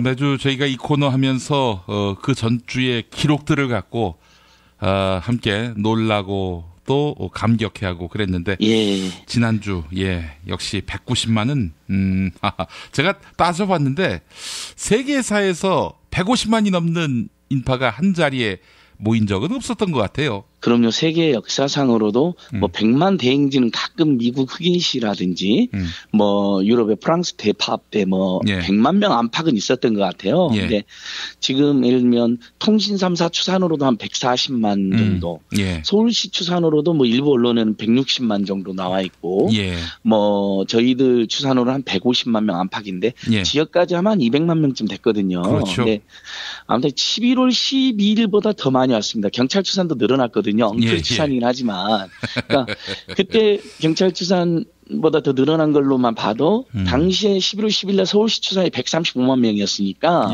경찰 추산이 늘어난 걸 감안하면 실제 한 150만 명 안팎 오셨다. 만약에 날씨가 더 좋았으면 서울에만 한 200만 모이셨을 것 같아요. 그래서 일단은 그 인원이 어마어마한 것이 세계적인 기록이고, 두 번째로는 그렇게 어마어마한 사람이 모였는데도 어떠한 불상사도 없이 심지어 청소까지 깨끗하게 해주고 마무리가 됐기 때문에 박근혜, 최순실 재벌 일당이 떨어뜨린 국격과 한국의 민주주의를 우리 국민들이 전 세계에 대한민국과 한국 국민들의 위대한 민주주의를 향한 여정이 얼마나 대단한 것인가를 보여줌으로써 대한민국뿐만 아니라 아시아 민주주의 전반에 대한 찬사라도 이어지고 있는 것 같습니다. 그래서 우리의 목표가 박근혜 정권 퇴진이 1차적 목표지만 그걸 넘어서 정말 위대하고 아름다운 민주주의 국가로 거듭나는 2차 목표가 이미 시작되고 있다고 생각합니다. 그러니까 저는 이게 굉장히 중요하다고 생각하는데요. 박근혜 한 사람 끌어내리는 거 쉽지 않습니다. 그러나 박근혜 한 사람 끌어내리기 위한 것으로 멈춰서 안 된다는 거죠. 9년 가까이 있었던 온갖 후퇴와 역주행을 바로잡음과 동시에 대도약으로 나가자는 것입니다. 민주주의와 상식과 정의와 평화가 넘친 나라로 가는 결정적인 동력과 계기를 삼자는 겁니다. 하여간 참 시민들의 그 위대한 참여 열기, 특히 그 평화 시위는 전 이렇게 보거든요. 저쪽에게 반격의 빌미를 줄 수 없다라는 박근혜 퇴진을 비롯한 반듯한 나라 세우기를 위한 어떤 강력한 투쟁의 의지로서 전 평화 시위의 이런 현상들을 해석합니다. 맞습니다. 일각에서는 차벽도 넘고 좀 더 격렬하게 하자고 하세요. 그 마음 이해돼요. 지난주에도 우리 지역에서 올라온 청년 한 4분이 그 북악산으로 가서 청와대로 가겠다 해서 연행되셨잖아요. 물론 이제 금방 풀려나긴 하셨는데, 예를 들면 다른 사람, 경찰을 물리적으로 공격하지 않고 그렇게 접근하겠다는 것은 일종의 그것도 평화 시위의 일종이거든요. 그러니까 평화 시위의 범주 내에서 더 적극적이고 격렬한 저항은 얼마든지 할 수 있지만 우리 국민들이 전체적으로 지금 침착하고 대단히 평화로운 분위기를 유지하는 건 바로 우리 김영민 PD님 말씀하신 것처럼 어떠한 빌미나 논란도 제공하지 않겠다는 겁니다. 그 정도로 분노가 큽니다. 작은 분노가 아니에요. 어마어마한 분노이고 엄청난 분노이기 때문에 이 분노로 반드시 승리하겠다는 똘똘 뭉친 각오를 한 것 같아요. 우리 국민들께서요. 그러니까 단 하나의 논란이나 빌미도 주지 않고 완벽하게 승리하겠다. 그리고 박근혜 끌어내린 다음에 그동안 억눌렸던 국민주권과 민주주의를 회복하면서 이제 더 나아가서 민중의 나라로 만들어야 되잖아요. 1%의 나라가 아니라. 그러니까 먹고 사는 문제만큼은 해결되는, 양극화에서 시달리지 않는, 세상의 저출산 고령화에서 출산율은 꼴찌에 자살률은 1위 비극적인 사회가 아닌 그런 방향으로 나가겠다라고 단단히 다들 마음을 먹으신 것 같아요. 그러니까 그걸 어떻게 할 수가 있냐면요. 저는 이번 항쟁의 최고 특징이 가족이라고 생각합니다. 사람들이 대부분 가족하고 나오고 친구하고 나옵니다. 그러니까 이번 항쟁을 누가 주도했느냐. 80조 6월 항쟁은 야당과 운동권이 주도했습니다. 2008년 촛불 집회는 네티즌들과 최초의 중고생들이 주도를 했어요. 어떤 식으로든 간에. 이번 촛불 집회는 남녀노소 모두인데 그중에서 조금 더 특정이라고 그러면 가족들하고 친구들, 직장 동료들 이렇게 우르르 나오시는 거거든요. 이게 일상의 단위에서 분노에서 쏟아져 나오는 거기 때문에 이 운동이 더욱 커진 것이고, 그리고 날이 추워져도 같이 나와요. 왜냐하면 이렇게 사랑하는 사람이나 소중한 사람들하고는 추운데 가도 따뜻해지잖아요. 그러니까 다음 주, 다다음 주 저희는 걱정 안 합니다. 특히 이번 주에는 어제 3차 담화에 대한 더 큰 뭐 300만을 불러일으키는 담화다 이런 말이 지금 돌고 있잖아요. 그래서 물론 계속해서 더 많은 숫자가 나오면 좋겠다 이런 생각을 하지만 다들 일상도 있고 날도 너무 추워지니까 사람이 좀 줄어들어도 상관없다고 생각해요. 5천만 국민이 똘똘 뭉쳐서 그 집회를 응원하고 있는 것만으로도 이미 승부는 끝났다. 언제 내려오냐는 시기의 문제만 남아있다. 드디어 박근혜가 1차 항복을 한 거잖아요. 일단 그만두겠다는 말을 끌어내린 겁니다. 절대 그런 말 안 할 거라고 다들 그랬잖아요. 김종필이가 뭐라 했으면 5천만이 나서도 안 할 거라고 했는데 일단은 퇴진하겠다는 말까지 나온 거거든요. 어떤 식으로든 간에. 그건 저는 우리 국민들의 중요한 승리인데 근데 끝까지 거짓말하고 남 탓하고 변명하고 그다음에 물러나긴 하겠는데 국회가 정해달라는 황당한 잘못한 사람이 용서를 구하고 석고대죄하면 되지. 내가 물러날 시기를 정해달라는 그리고 합의해서 정해달라는. 그러니까 일종의 시간 끌고 꼼수 부리고 증거 인멸하겠다는 거잖아요. 그러니까 사람들이 더 열받은 거예요. 우리 국민들이. 그래서 이번 주 토요일도 제가 보기에는 뭐 지난주까지는 아니다 하더라도 굉장히 많이 나오실 거고 그리고 그 뒤에는 5천만 국민의 열화 같은 지지가 있다. 세계 시민들의 응원과 연대가 있다. 해외 동포들이 같이 투쟁합니다. 이건 뭐 곧 또 저희가 의미 있는 승리가 2차 승리, 3차 승리가 기다리고 있을 거라고 생각해 봅니다. 예. 자, 그렇다면 이번 주말 12월 3일 촛불 지금 어떻게 계획하고 계십니까? 예, 오늘 방송이 나가는 즈음에 이미 저녁에 노동자들의 총파업과 시민단체 불복종 행사가 서울광장에서 크게 있었을 거예요. 저녁에 이제 밤 늦게 들으시지만은 오늘 저도 열심히 지금 준비하고 있고요. 청와대 앞 분수대까지 행진도 지금 신고를 했는데 경찰이 금지했습니다. 역시 가처분 소송에서 4분 다 이겼던 것처럼 반드시 청와대 분수대 100m 앞까지 가겠다는 것이고요. 토요일 날 우리 국민들 분노를 모아서 오후 4시에 지난주처럼 청와대를 향한 2차 인간 띠기 먼저 모이자마자 행진을 하는 겁니다. 답답하니까 행진부터 하고 그다음에 6시에 광화문광장에 모이시는 건 아무튼 세계도 그렇고 우리 국민들께서 굉장히 좋아하시니까 6시 광화문광장에 2차로 모이고 그다음에 또 짧게 꼭 드려야 될 말씀 드린 다음에 7시에서 8 사이에 2차 행진을 또 시작합니다. 청와대 방향으로. 그래서 지금 박근혜 3차 담화 또는 박근혜 대국민 담화의 별명이 대국민 담화잖아요. 그 담화만 들었다면 온 국민들이 그냥 담이 와요. 지금 머리가 지끈지끈 아프고 등짝이 결리고 막 난리잖아요. 지금 대국민 담 오게 만드는 행위, 그 대국민 담화에 대해서 청와대를 향하여 더 적극적이고 더 피 끓는 분노로 행진하겠다. 더 가까운 데로 행진하겠다. 그래서 행진 신고도 그 청와대 100m 부근으로 세 방향, 삼청동길, 효자동길, 그 자화문 터널길 있잖아요. 100m 근접하게 행진 신고도 내놨습니다. 금지하면 또 가처분 소송 내서 또 싸우겠습니다. 그렇군요. 아이고, 사실은 11월 26일의 집회를 이제 마지막 지점으로 보셨던 것 같아요. 우리 시민단체에서. 그런데 이게 연장전으로 이어지면서. 그러니까 연장전이 돼서 굉장히 죄송한 마음도 있어요. 근데 이제 보시면 자, 11월 26일 집회가 정말 아름답고 대단히 잘 됐기 때문에 박근혜 1차 항복선언은 나온 겁니다.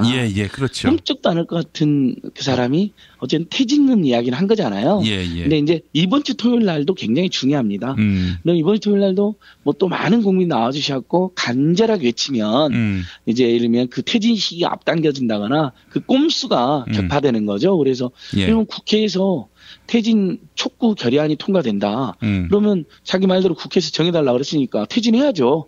자기가 이제 그렇게 덫을 놨으니까. 근데 이걸 새누리당이 반대할 거잖아요. 그래서 지금 많은 국민들이 새누리당으로 진격하자라는 의견을 주세요. 그래서 이번 주 토요일까지는 한번 그런 의견들 저희가 곳곳에서 제안을 받고 있고 사실 계속 그동안 뭐 박근혜 정권 퇴진 비상국민행동이 부족하고 모자라지만 국민들이 제안을 받아서 여러 가지 내용을 수정 보완 반영했었거든요. 그래서 필요하면 다음 주에는 새누리당으로도 이렇게 온 국민들이 항진을 할 수도 있고 뭐 여전히 제대로 방송을 안 하고 있는 MBC나 KBS로 가자는 분들도 있습니다.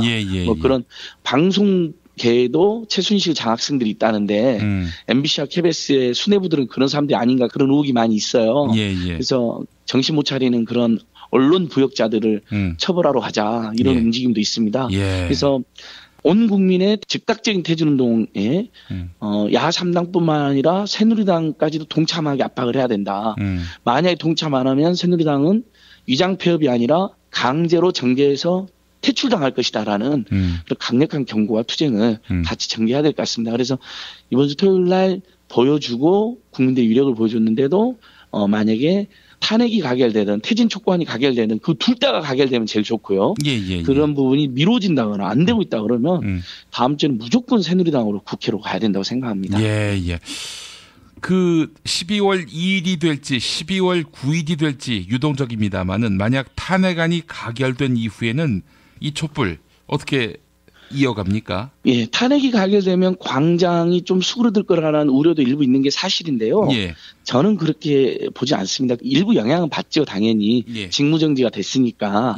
근데 지금 박근혜에 대해서는 국민들이 직무정지만 원하는 게 아니라 즉각 퇴진을 요구하고 있기 때문에 탄핵이 가결된다면은 국회에서는 퇴진 촉구 결의안이 바로 가결돼야 된다고 생각하고 우리 국민들이 이런 거죠.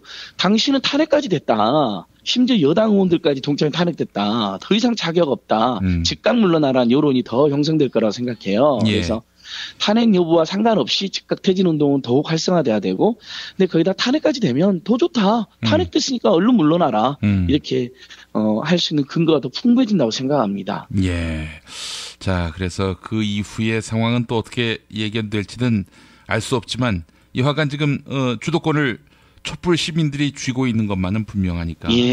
제가 꼭 그 말씀 드리고 싶은데 박근혜 정권 퇴진 비상국민행동이 1600개 시민단체들이 열심히 집회도 준비하고 행사도 준비하고 행진도 준비하고 각종 소송도 하고 오시겠다는 연예인분들도 모시고 전인권 공연, 양희은 선생님 공연, 안치환 선생님 공연 이렇게 감동적인 무대들도 준비하고 8시 소등 퍼포먼스 같은 건 대단했잖아요. 지난주. 그렇죠. 장관이었습니다. 눈물 나게 감동적이더라고. 아파트들도 막 동참하고 경적 울리기 집집마다 현수막 달리기 합니다. 근데 정말 사력을 다해서 하고 있거든요. 근데 이제 많은 국민들 입장에서는 그래도 좀 크고 작은 아쉬움이나 문제점도 지적을 많이 해주시더라고요. 그런 부분들 제가 아주 귀담아 경청하면서 계속 수정 보완 또 반영하고 있다. 이 운동은 결코 저희 시민사단체가 주축이나 주역이라고 생각하지 않고 있습니다. 진심으로 우리 국민 아까 제가 그래서 이 운동의 주역이 가족들과 친구분들이라고 그랬잖아요. 직장 동료분들이라고 그랬잖아요. 그렇게 많이 우르르 나오고 계시거든요. 동창회 동호회를 여기서 하고 계시거든요. 그러니까 전부 다 광화문에서 동창회하고 동호회 하시더라고요. 그리고 자기들 모임하고 뒤풀이 하시고, 저도 이제 제가 속해 있는 모임도 원래 12월 3일 날 모교에서 행사라 그랬는데, 갑자기 막 글들이 엄청 올라오는 거예요. 다 광화문에서 모여서 동창회를 하자, 이렇게. 뭐 그렇게 될 것 같습니다. 그래서 저희도 정말 겸허하게 국민들을 끝까지 믿고 또 국민들을 위해서 사력을 다해서 이 운동을 반드시 승리로 이끌 수 있도록 노력하겠습니다. 아니 사실 이 집회 때 보면은 그 어마어마한 행사 준비 이 행사 준비를 하는 시민사회단체 아무리 뭐 1,500개 이상 모였다 하더라도 이 비용은 어떻게 조달하며? 시민단체들이 다 십시일반 후원금, 분담금도 내고 있는데요. 일단은 매주 시민들께서 그 자발적으로 모금해주고 계시잖아요. 그래서 큰 집회를 하면 5천만 원 안팎이 들어요, 보통. 그러니까 그거에 대한 것을 겨우 그걸로 부담을 하고 있습니다. 그래서 모금 내역이나 집행 내역 궁금하신 분들이 있기 때문에 당연하잖아요. 가급적 감사도 받을 예정이고 일단은 오늘 내일 이렇게 홈페이지에 게재를 하였을 겁니다. 그래서 홈페이지 상에도 모금 내역, 집행 내역을 매번 집회 다닐 때마다 공개하기로 하였고. 아니 그 이전에 어떻게 돈이 쓰였고 이거보다도 이 재정을 왜 시민단체들이 다 부담합니까? 시민들이 주역이 되는데요. 아닙니다. 이거 시민도 십시일반해야지요. 대표적인 시민단체들도 뭐 100만 원이나 50만 원씩이라 내면서 함께 한다는 취지이고요. 근데 대부분의 시민들의 후원금으로 이렇게 메워지고 있고. 어디다 어떻게 내야 되는 거예요? 박근혜 정권 퇴진 비상국민행동 홈페이지에도 보면 후원 계좌가 나와 있고요.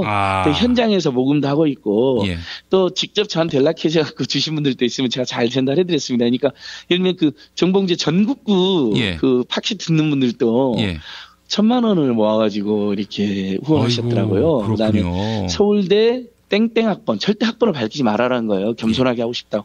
서울대 땡땡학번 민주동문들도 1,000만 원을 모아서 보내주셨고요. 이런 식으로 해서 다 제가 꼼꼼히 기록해서 이건 다 역사에 기여하시는 것들이니까 그 소중한 기록들 잘 남겼다가 국민들하고 공유하려고 합니다. 예, 그렇군요. 일단 행사가 될 정도로는 모금을 다들 해주시는 것 같아요. 아이고. 여기저기서 뭐 결혼 반지를 보내는 분도 있고요.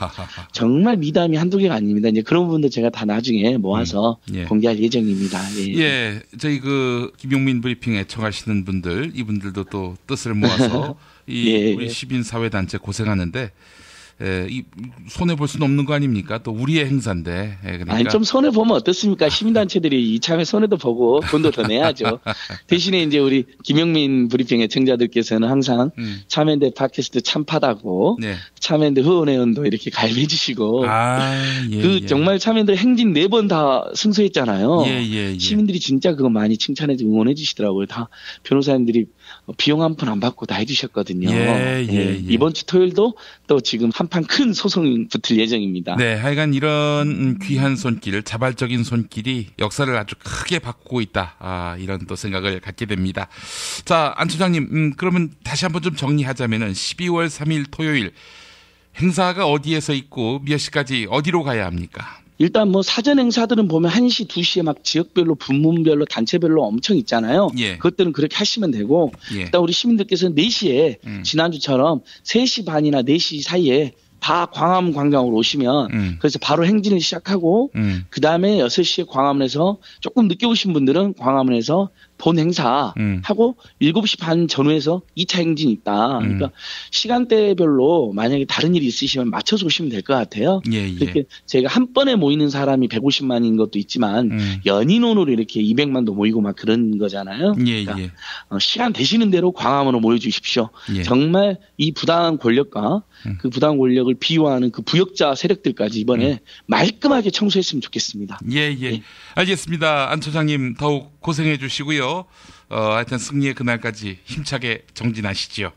우리 김용민 브리핑 너무 감사하고 애청자 여러분, 시민 여러분 정말 고맙습니다. 사력을 다하겠습니다. 감사합니다. 고맙습니다. 운전자를 위한 꿀팁 7,000원 운전자 보험 카페. 알고 계세요? 교통사고가 나면 형사합의금, 벌금, 변호사 비용 이거 자동차 보험에서는 보장 못해요. 운전자 상해까지도 책임져드리는 7,000원 운전자 보험 카페. 버스, 택시, 트럭 등 영업용 차량 운전자를 위한 12,500원 운전자 보험 카페도 있습니다. 실손, 부모님 건강, 자녀 보험도 안내해드립니다. 02849-9730 연중 무휴라 언제든 02849-9730. 지금처럼 사는 게 싫습니까? 전복을 원하십니까? 그렇다면 와우 전복을 드십시오. 와우! 전복을 먹으면 입맛 잃고 무기력했던 삶이 전복되고 시름시름하던 몸 상태가 전복됩니다. 답답하십니까? 전복하세요. 100% 완도에서 잡은 전복 중에 전복. 와우 전복. 한 번 맛보면 또 찾게 되는 와우 전복. 네이버에서 와우 전복. 전화번호는 010-2443-0818. 김용민 브리핑 애청자 여러분 안녕하세요. 정통 포르투갈 에그타르트 전문점 타르트팜 킨텍스점입니다. 요즘같이 입맛 떨어지는 비상식의 시절, 그럼에도 불구하고 우린 살아가야 하지 않겠습니까? 자, 드셔본 분들은 감탄사를 연발하는 기가 막히게 맛있는 에그타르트로 기분 전환해보세요. 일산 전 지역 배달 가능, 100개 이상 단체 주문은 수도권까지 배송 가능합니다. 검색창에 타르트팜 킨텍스점 031-923-2995. 6살 하늘이 밥을 잘 안 먹어요. 그런데 이때 택배입니다. 연지연 곰탕이 배달됐어요. 직접 도끼로 팬 장작불 위에 한우 사골과 도가니를 가마솥에 한가득 넣고 24시간 끓인 진구. 연지연 곰탕이 하늘이 입에 들어가는 순간, 아, 맛있다. 엄마 한 그릇 더 주세요. 조미료 같은 첨가물이 전혀 들어가지 않아 엄마의 기쁨은 더하답니다. 7팩 이상 무료 배송합니다. 주문 전화는 010-7252-1114 010-7252-1114. 오늘을 읽는 책, 문학평론가인 국민대학교 국문학과 정선태 교수와 함께합니다. 정선태 교수님 만나겠습니다. 교수님. 네, 안녕하세요. 예. 저희가 어제 박근혜 기자회견을 빙자한 일방적인 통보, 그 이전에 녹음을 해서 사실은 박근혜 연설과 관련한 교수님의 입장을 듣지 못했습니다. 교수님 어떻게 보셨어요? 이 평정심을 유지하기가 참 힘들어요, 요즘에. 예. 언어를 사용하는 사람이 언어를 그렇게 희롱해도 되는 건지, 인간이란 무엇인지, 인간에 대한 신뢰가 어느 정도 망가져야 정말 끝장을 볼 수 있을지. 어제 우리 마을 사람들하고 막걸리를 한잔하면서 이런저런 얘기했는데 정말 화병이 깊어지는 것 같아요. 물론 뭐 우리 촛불혁명에 참가한 시민들의 힘을 믿고 뭐 절망의 밑바닥에서 희망의 끈을 놓치고 싶지는 않지만 어제 그 4분 남짓한 연설을 잠깐 들으면서 일방적인 들으면서 이렇게 대한민국에 사는 정치 공동체 구성원들을 얕보는구나. 거의 뭐 얕보는 건지 아니면 조종당하는 건지는 모르겠지만 우리 의사를 하는 친구는 그래요. 사이코패스에서 더도 덜도 아니다. 탐욕스러운 권력이라는 귀신의 하수인이 된 자의 맨 얼굴 보는 것 같아서 참담하다. 뭐 이런 얘기들을 이래저래 했습니다. 방법은 하나밖에 없습니다. 광장에서 더 많이 치고 나가는 수밖에 없습니다. 어제 그 얘기가 좀 거칠어지게 됐었어요. 언제까지 이렇게 촛불만 들고 함성만 외칠 것이냐. 담장 뛰어넘어서 머리끄댕이를 잡고 나와야 된다. 이런 얘기를 하는 점잖은 분인데 그렇게 얘기를 하셔요. 그래도 그건 아니다. 라는 게 큰 대세이긴 했는데 마음으로야 몇 번씩이나 그런 생각을 왜 안 하겠습니까만은 이 광장의 혁명, 촛불의 혁명을 지속하고 그리고 정말 시작한 일의 끝장을 보기 위해서는 그저께 말씀드렸던 이 폭력을 핵심으로 내세우고 우승 행동주의에 입각한 그런 시위를 우리가 축제 같은 혁명, 전복의 장들을 마련해 가야 한다고 저는 그렇게 생각합니다. 얼마나 열받았으면 그런 말씀을 하시겠어요. 그러게요. 알겠습니다. 교수님, 자, 오늘 어떤 책 만나볼까요? 네, 오늘은 중국으로 가보겠습니다. 중국의 문학장이 만만치가 않습니다. 제가 보기에는 세계 문학의 큰 흐름을 중국 문학이 끌고 간다는 그 인상을 갖고 있는데요. 그 중에 가장 문제적인 작가, 이엔랭커, 발음이 좀 어렵습니다. 그 이엔랭커의 딩시마을의 꿈이라는 소설을 우리 여러분들께 소개해드리도록 하겠습니다. 아마 이 소설을 읽으신 분들도 많이 있을 줄 압니다. 워낙 훌륭한 작품으로 이름이 높아서요. 읽으신 분들이 적지 않을 줄 압니다만은 중국의 현 주소를 중국을 대표하는 문학자인 이엔랭커는 어떻게 보는지 중국을 좀 더 깊이 있게 이해하기 위한 하나의 그 방법으로서 이 소설이 충분한 의의가 있다고 저는 생각을 합니다. 그 이엔랭커는 중국에서 가장 권위 있는 문학상이 루신 문학상입니다. 이 루신 문학상과 라오스 문학상이 있는데요.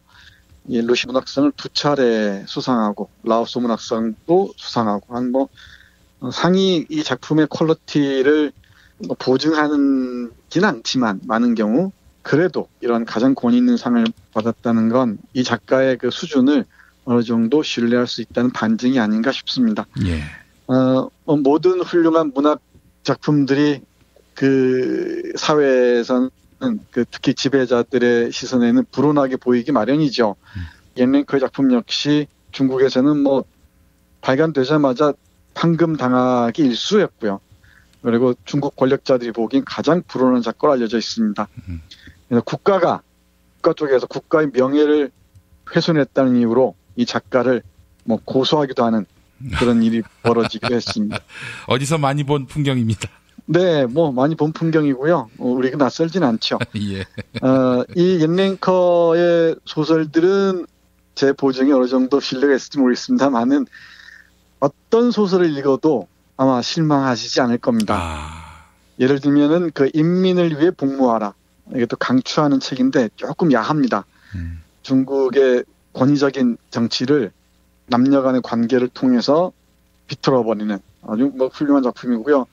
그리고 풍화송, 그리고 사서, 물처럼 단단하게 등등 한국에 꽤 많이 번역되어 있습니다. 거의 다 중요한 작품들 번역되어 있는 걸로 알고 있는데요. 어느 것 하나 저의 경우에는 실망하지 않았습니다.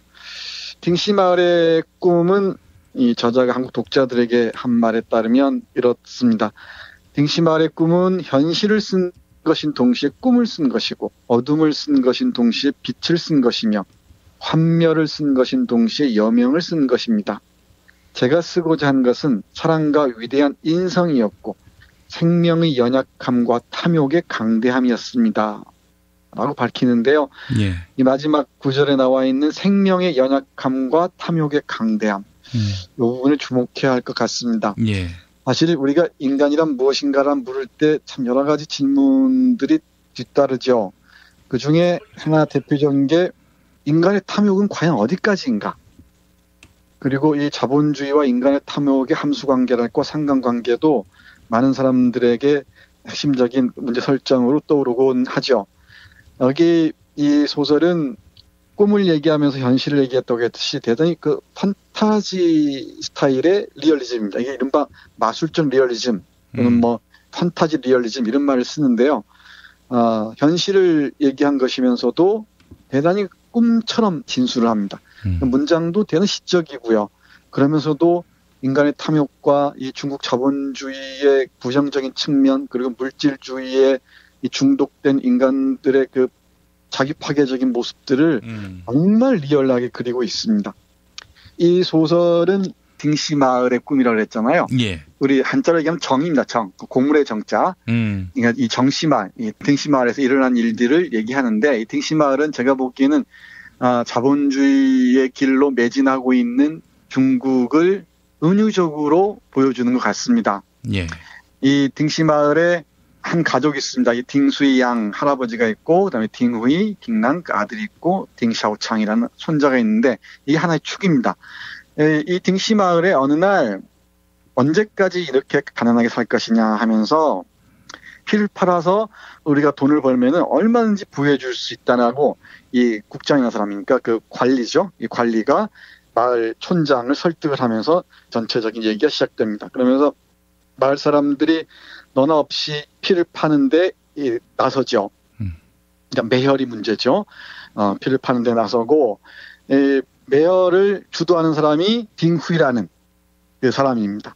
이 딩후이라는 사람이 이 매혈을 통해서 어마어마한 부를 축적을 해요. 근데 이 사람이 사람들에게 피를 뽑는 건이 좋은데 그러니까 주사기나 이 솜 같은 걸 재활용하면서 여기서 전염병이 번지기 시작합니다. 여기서는 열병이라고 얘기하는데요. 그러니까 에이즈를 얘기합니다. 에이즈가 번지기 시작하고 그러면서 인구가 800명 밖에 되지 않는 이 마을에 40명 이상이 죽어나갑니다. 그리고 계속 죽어나가죠. 그러니까 사람들의 피를 팔아서 자기 부를 축적한 딩후에 대한 원망 때문에 그 아들인 딩샤오창이 독살을 당합니다. 원래는 뭐 딩후이를 죽이려고 했던 것인데 그래서 죽은 12살짜리 딩샤오창이 죽은 사자가 화자로 등장해요. 예. 등장해서 쭉 얘기를 펼치는 그런 얘기입니다. 그러면서 이 마을 전체가 피를 팔면서 사람들이 점점점 시들어가고 또 여기에다가 열병, 즉 에이즈가 번지면서 죽어나가고 그런데 딩후이를 대표로 하는 이 부유한 자들은 매혈뿐만 아니라 사람이 죽어나가니까 관장사가 잘 될 거 아닙니까? 또 관을 팔아서 또 부를 축적을 해요. 그러면 또 사람들이 죽으니까 처녀총각이 죽으면 억울하게 죽었다는 이유로 영혼 결혼, 여기서 음혼이란 말을 쓰는데 영혼 결혼을 시켜준다는 이유로 또 돈을 법니다. 정말 탐욕이 끝간데를 모르고 이 딩시마을을 휘몰아칩니다. 그 과정들을 그리면서 정말 굵게 사막화하는 중국의 현실들을 판타지 수법을 동원해서 그리고 있는 제가 보기엔 정말 걸작입니다. 이 정도 대략의 줄거리를 전제하고 몇 군데만 읽어보겠습니다. 아마 자본주의가 우리의 인간들의 심성을 초토화한다는 것, 탐욕으로 초토화한다는 사실들은 많이 알려져 있는데요. 이 중국의 경우를 하나의 사례로 보면은 그 자본주의가 인간의 심성들을 얼마나 이 참담하게 만드는지 여실하게 알 수 있습니다. 여기 한 구절 대단히 시적인 부분 읽어보도록 하겠습니다. 예. 시가지 전체가 온통 새 벽돌과 새 기와의 유황맛이었다. 1년 4계절 내내 새 벽돌과 새 기와의 유황맛이었다. 세상이 온통 새 벽돌과 새 기와의 유황맛이었다. 우리 집은 바로 이런 유황맛 속에 자리 잡고 있었다. 유황맛은 낮이나 밤이나 코를 자극했고 귀를 때렸으며 눈을 찔렀다. 사람들의 마음을 부르는 것이었다. 마을의 수많은 사람들이 이런 유황맛 속에 살고 있었다. 수많은 사람들이 이런 유황맛 속에서 살고 싶어 했다. 그래서 모두 피를 팔았다. 그래서 모두 열병에 걸렸다. 이렇게 부자가 되기 위해서 어떤 사람은 샴푸가 사고 싶어서, 어떤 사람은 세탁기가 사고 싶어서, 어떤 사람은 장식용 같은 냉장고를 사고 싶어서 너나 없이 피를 파는데 앞장섭니다. 그러다가 이 비위생적인 이 혈액 채취 과정에서 사람들이 열병에, 전염병에 걸려드는 과정들을 쭉 그리고 있습니다. 사실 중국에 갈 때마다 제가 느끼는 건데요. 그 어마어마한 휘황찬란한 빌딩들, 그리고 뭐 무시무시한 이 발전상들을 보면서 저는 전율을 느낍니다. 우리 어젠가 얘기했나요? 산책과 자본주의 얘기하면서 말씀드렸듯이 그 풍경의 이면에 중국 인민들의 얼마나 많은 사람들이 고통 속에 참담한 이 상황 속에 처해 있을까를 생각하면은 그 화려한 불빛 이면을 늘 바라볼 수 있어야 할 것 같습니다. 여기 제가 우리 애청자 여러분께 꼭 읽어드리고 싶은 부분이 있습니다. 예. 자본주의는 뭐 중국의 경우만이 아닐 겁니다만은 이 등심마을에서 여실하게 드러나듯이 이 자본주의는 죽음마저도 거래를 합니다. 죽음마저도 상품으로 이 매매를 합니다. 예. 대표적인 게 관을 거래하는 방식인데요. 이 부분 한번 읽어보겠습니다. 마침내 관 판매가 시작되었다. 정오가 되자 해는 이미 정남향에 걸려 있었고 마을 사람들은 저마다 집으로 관을 운반해 가느라 바빴다. 마을이 온통 관마을이 되어버렸다. 그렇게 싼 값에 관을 구입하게 된 사람들은 정부가 관을 지원해 줬다는 생각에 자신이 열병에 걸린 것도 잊고 집안에 곧 죽음을 맞이할 사람이 누워있다는 것도 잊은 채 얼굴 가득 미소를 띠며 이리저리 돌아다니면서 가볍고 즐거운 농담을 주고받고 있었다.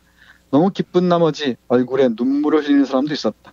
어떤 사람은 원래 자기 집에 열병에 걸린 사람이 없어 당연히 관을 살 수 없었지만 요리조리 잘도 피해 무사히 관문을 통과하더니 결국 관을 손에 넣게 되자 감히 눈을 똑바로 뜨거나 겁없이 웃거나 하는 대신 관을 들고 집으로 돌아와서는 방 안에 자물쇠를 잠가 놓았다.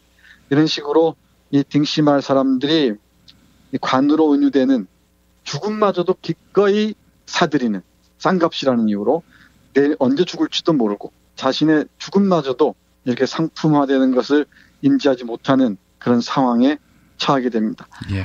이뿐만이 아니라 뭐 끝도 없습니다. 사실 이 작품을 읽으시면은 많은 애청자분들은 자본주의의 이면을 정확하게 읽으실 수 있을 것 같습니다. 예.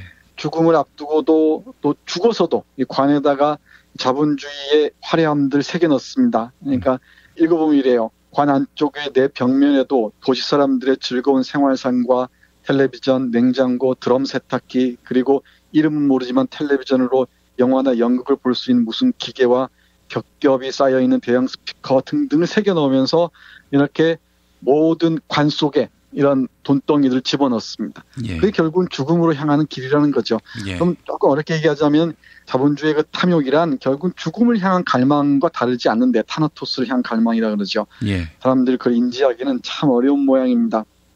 중국 인민들의 피를 뽑아서 번 돈으로 중국이 이렇게 화려함을 겉으로 자랑하고 있다는 것을 인링크는 착확하게 보여주고 있습니다. 요 구절 상부의 지도자들이 산다는 그 마을을 보면은 정말 화려하기 그지없습니다만은 화려한 마을이 결국은 중국 인민들의 피를 뽑아서 그리고 죽어가는 사람들에게 관을 팔아서 그리고 억울하게 죽어간 젊은 사람들을 영혼 결혼시켜준다는 얘기로 꼬여서 그것만 장사로 하는 그런 사람들 사는 그 화려한 마을들이 만들어진다는 얘기죠. 예. 뭐 그러다 결국은 뭐 비극적으로 끝나죠. 그 화자의 할아버지 그 딩수이 양이 탐욕스러운 아들인 딩후이를 죽임으로써 그러니까 아버지가 아들을 죽임으로써 이 소설은 막바지로 치닫습니다.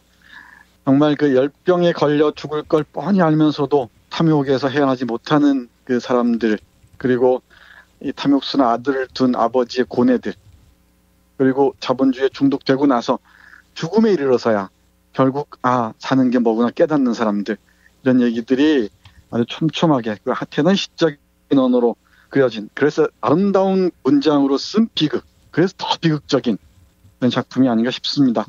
맨 마지막 부분에 이르면은 결국은 다 정말 죽음의 마을이 된 곳에서 이제 간신히 새로운 인간들이 태어난다는 그 중국 신화 전설을 보면은 그 여화라는 사람이 인간을 창조하는 얘기가 나오는데요. 마치 그 비유처럼 그 진흙으로 인간들을 만들므로써야 비로소 희망을 본다는, 그러니까 절망의 저 밑바닥 끝에 가서야 이르러서야 비로소 희망의 끈을 간신히 붙들 수 있다는 그 옐렌커의 절망적 희망의 그 메시지를 읽을 수 있는 그런 작품입니다.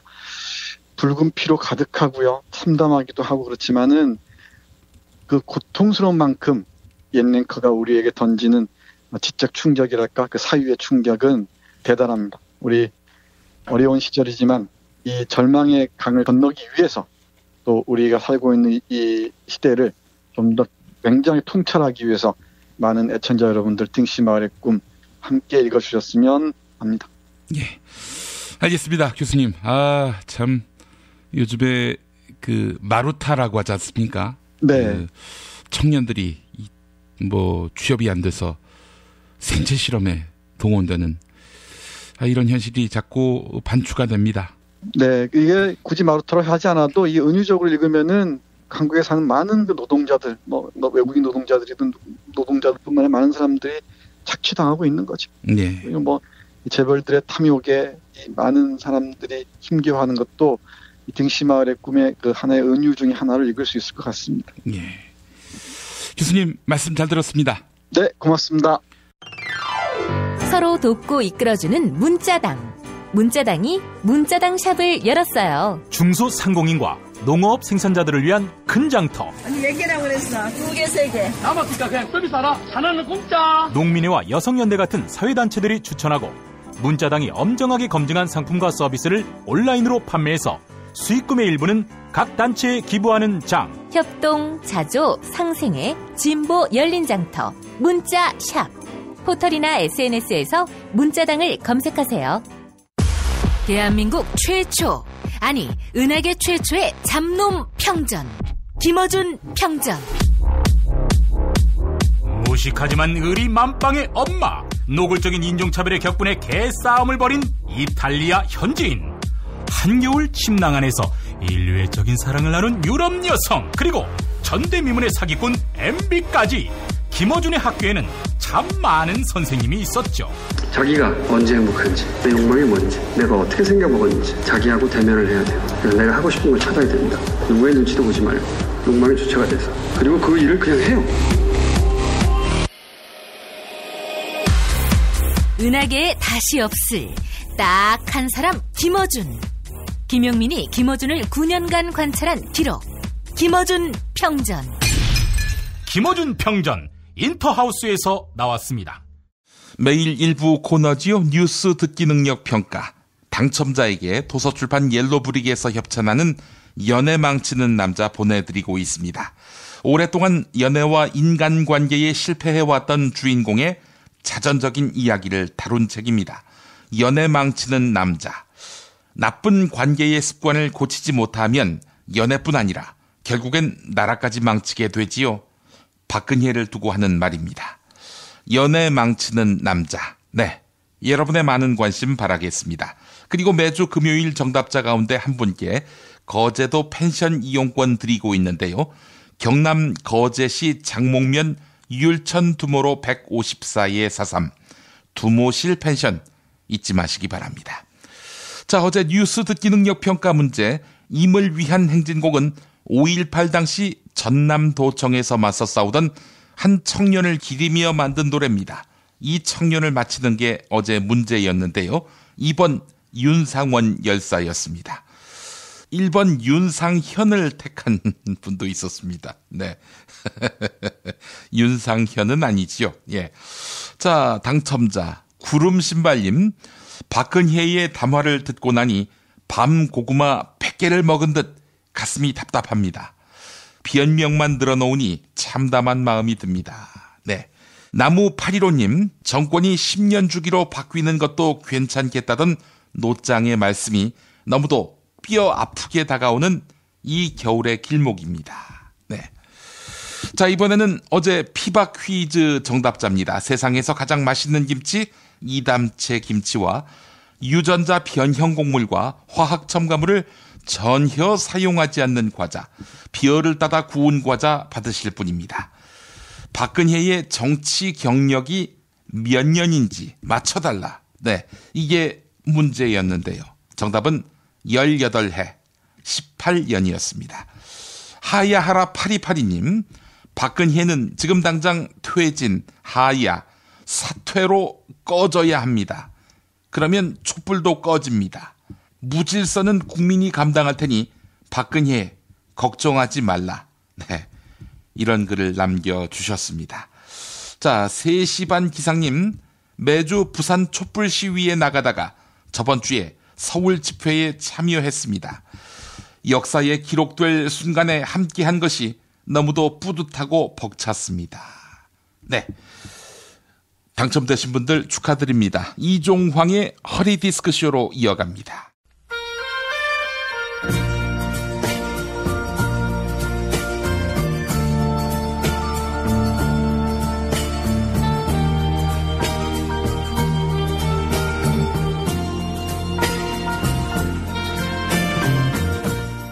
여러분 안녕하십니까? 여러분의 DJ 이종황입니다. 이종황의 허리디스크쇼, 여러분의 신청곡과 사연으로 함께하는 시간입니다. 오늘은 모세가 홍해를 가르듯 의전 차량으로 개, 돼지들을 물리친 개신교 전도사 활교활님이 사연 보내오셨습니다. 읽어볼까요? 이 선생님 안녕하십니까? 저는 독실한 크리스천이자 교회 전도사 황교활입니다. 얼마 전 저는 높은 곳으로부터 문자 한 통을 받았습니다. 마치 신의 계시와 같은 것이었죠. 박복 근혜님께서 저에게 고난을 주셨습니다. 일명 나가리였습니다. 저보다 먼저 총리가 될 뻔한 문창극우님, 조선민족은 시견이 필요하다, 이런 말을 하지 않았습니까? 이것이 바로 저의 경우였습니다. 그런데 이게 웬일입니까? 해고 통보를 받았는데 인사발령이 나지 않고 있는 것입니다. 게다가 여차하면 사장 직무 대행까지 할 판입니다. 이런 가운데 얼마 전 오송역에서는 개, 돼지들이 버스를 기다린다면서 제 앞에서 걸리적거렸습니다. 그래서 저는 버스를 치워버렸습니다. 모세가 홍해를 가르듯 말입니다. 그랬더니 옷에 촛농이 묻었을 것 같은 이 좌익 폭도들이 저를 비난하고 나섰습니다. 이런 홍해 바닷물만도 못한 것들이 저한테 기어오르다니. 세상 참 많이 좋아진 것 같습니다. 이 선생님, 제가 공안검사 시절에 위엄을 되찾고 이런 개, 돼지들이 저를, 차기 사장대행이 될 수도 있는 저를 우러러 보게 만드는 방법 어디 없을까요? 이런 안타까운 사연 보내오셨습니다. 청와대, 국회, 해외에서도 모자라 이 개, 돼지들한테도 까이는 황교활님을 보니 마치 성경에 나오는 순교자의 고행이 떠오릅니다. 자, 그렇다면 개, 돼지들이 황교활님을 우러러보게 만드는 방법, 이렇게 해보면 어떨까요? 개, 돼지들한테 전 땅크처럼 강한 지도자의 모습을 보여주는 것입니다. 앞으로 의전 차량을 에쿠스에서 장갑차 또는 탱크로 바꾸는 겁니다. 그래서 아무나 걸리적거리기만 하면 그대로 밀고 가버리는 겁니다. 이미 성주에서 아이들이 탄 일가족 차량을 들이받고 뺑소니 친 경험 있었지 않습니까? 겁에 질린 개, 돼지들, 앞으로 황교활님을 감히 우습게 볼까요? 탱크가 너무 느려서 뺑소니 못 친다고요? 알겠습니다. 그러면 이 방법은 어떨까요? 황교활님의 의전 차량 뒷번호가 1002번이지요. 네, 누가 봐도 국무총리 뒷번호지요. 이 번호를 1001, 그러니까 박복근혜 대통령 차량 번호판과 바꿔치기 하는 겁니다. 뭐 요즘 밖으로 출타할 일이 없으니 1001번 갖다 써도 아무 문제가 없을 것입니다. 그렇다면 황교활님 제멋대로 운전해도 욕은 박복근혜님이 먹는 거 아니겠습니까? 네? 그러면 박복근혜님이 먹을 욕을 황교활님이 먹는다고요? 그러니까 박복근혜님이 남몰래 1002번 차량으로 성형외과를 들락거리면 황교활님이 성형하러 다닌다, 이런 의심까지 받는다고요? 야, 이 새끼야, 너나 박복근이나 독인 개인인데 누가 누구를 욕해, 이 인간아? 너 임마 그 뺑소니 친 거 국민들이 다 기억하고 있어? 아이들이 타고 있는 차 들이받는 것도 모자라서 짭새 시켜가지고 차량 유리까지 다 깨부수고 이 짐승만도 못한 쓰레기들. 그리고 니까지 깨모은데 국민들이 타고 다니는 버스를 여기 가라 저기 가라 하는 거야? 하여간 이런 어처구니 없는 사연은 즉각 처리해야 합니다.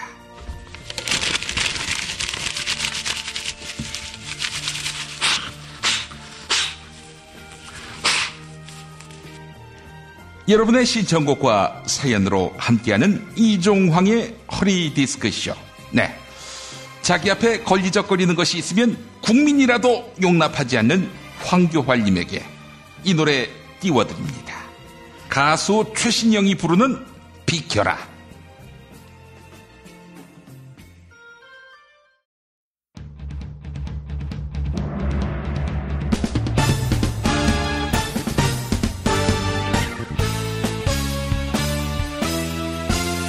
비켜라 비켜서라 운명도 비켜라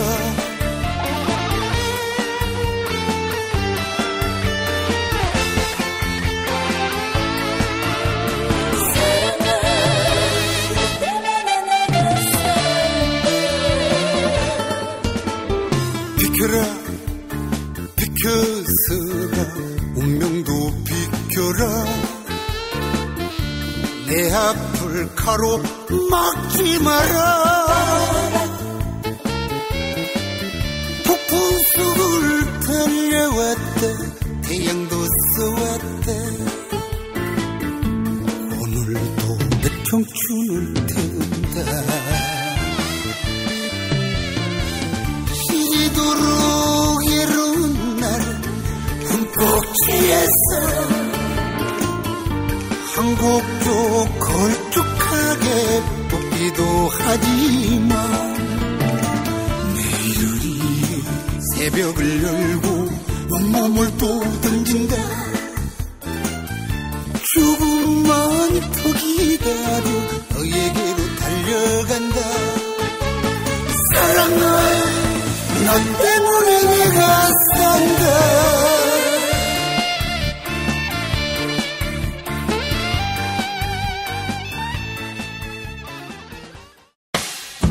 김용민 브리핑과 함께한 시간 어떠셨어요? 다음 시간에도 보다 바르고 알차며 즐거운 정보로 여러분을 찾아가겠습니다. 팟캐스트 포털 팟빵에서 다운로드하기, 구독하기, 별점 주기, 댓글 달기로 응원해주세요. 잊지 마세요. 다운로드하기, 구독하기, 별점 주기, 댓글 달기.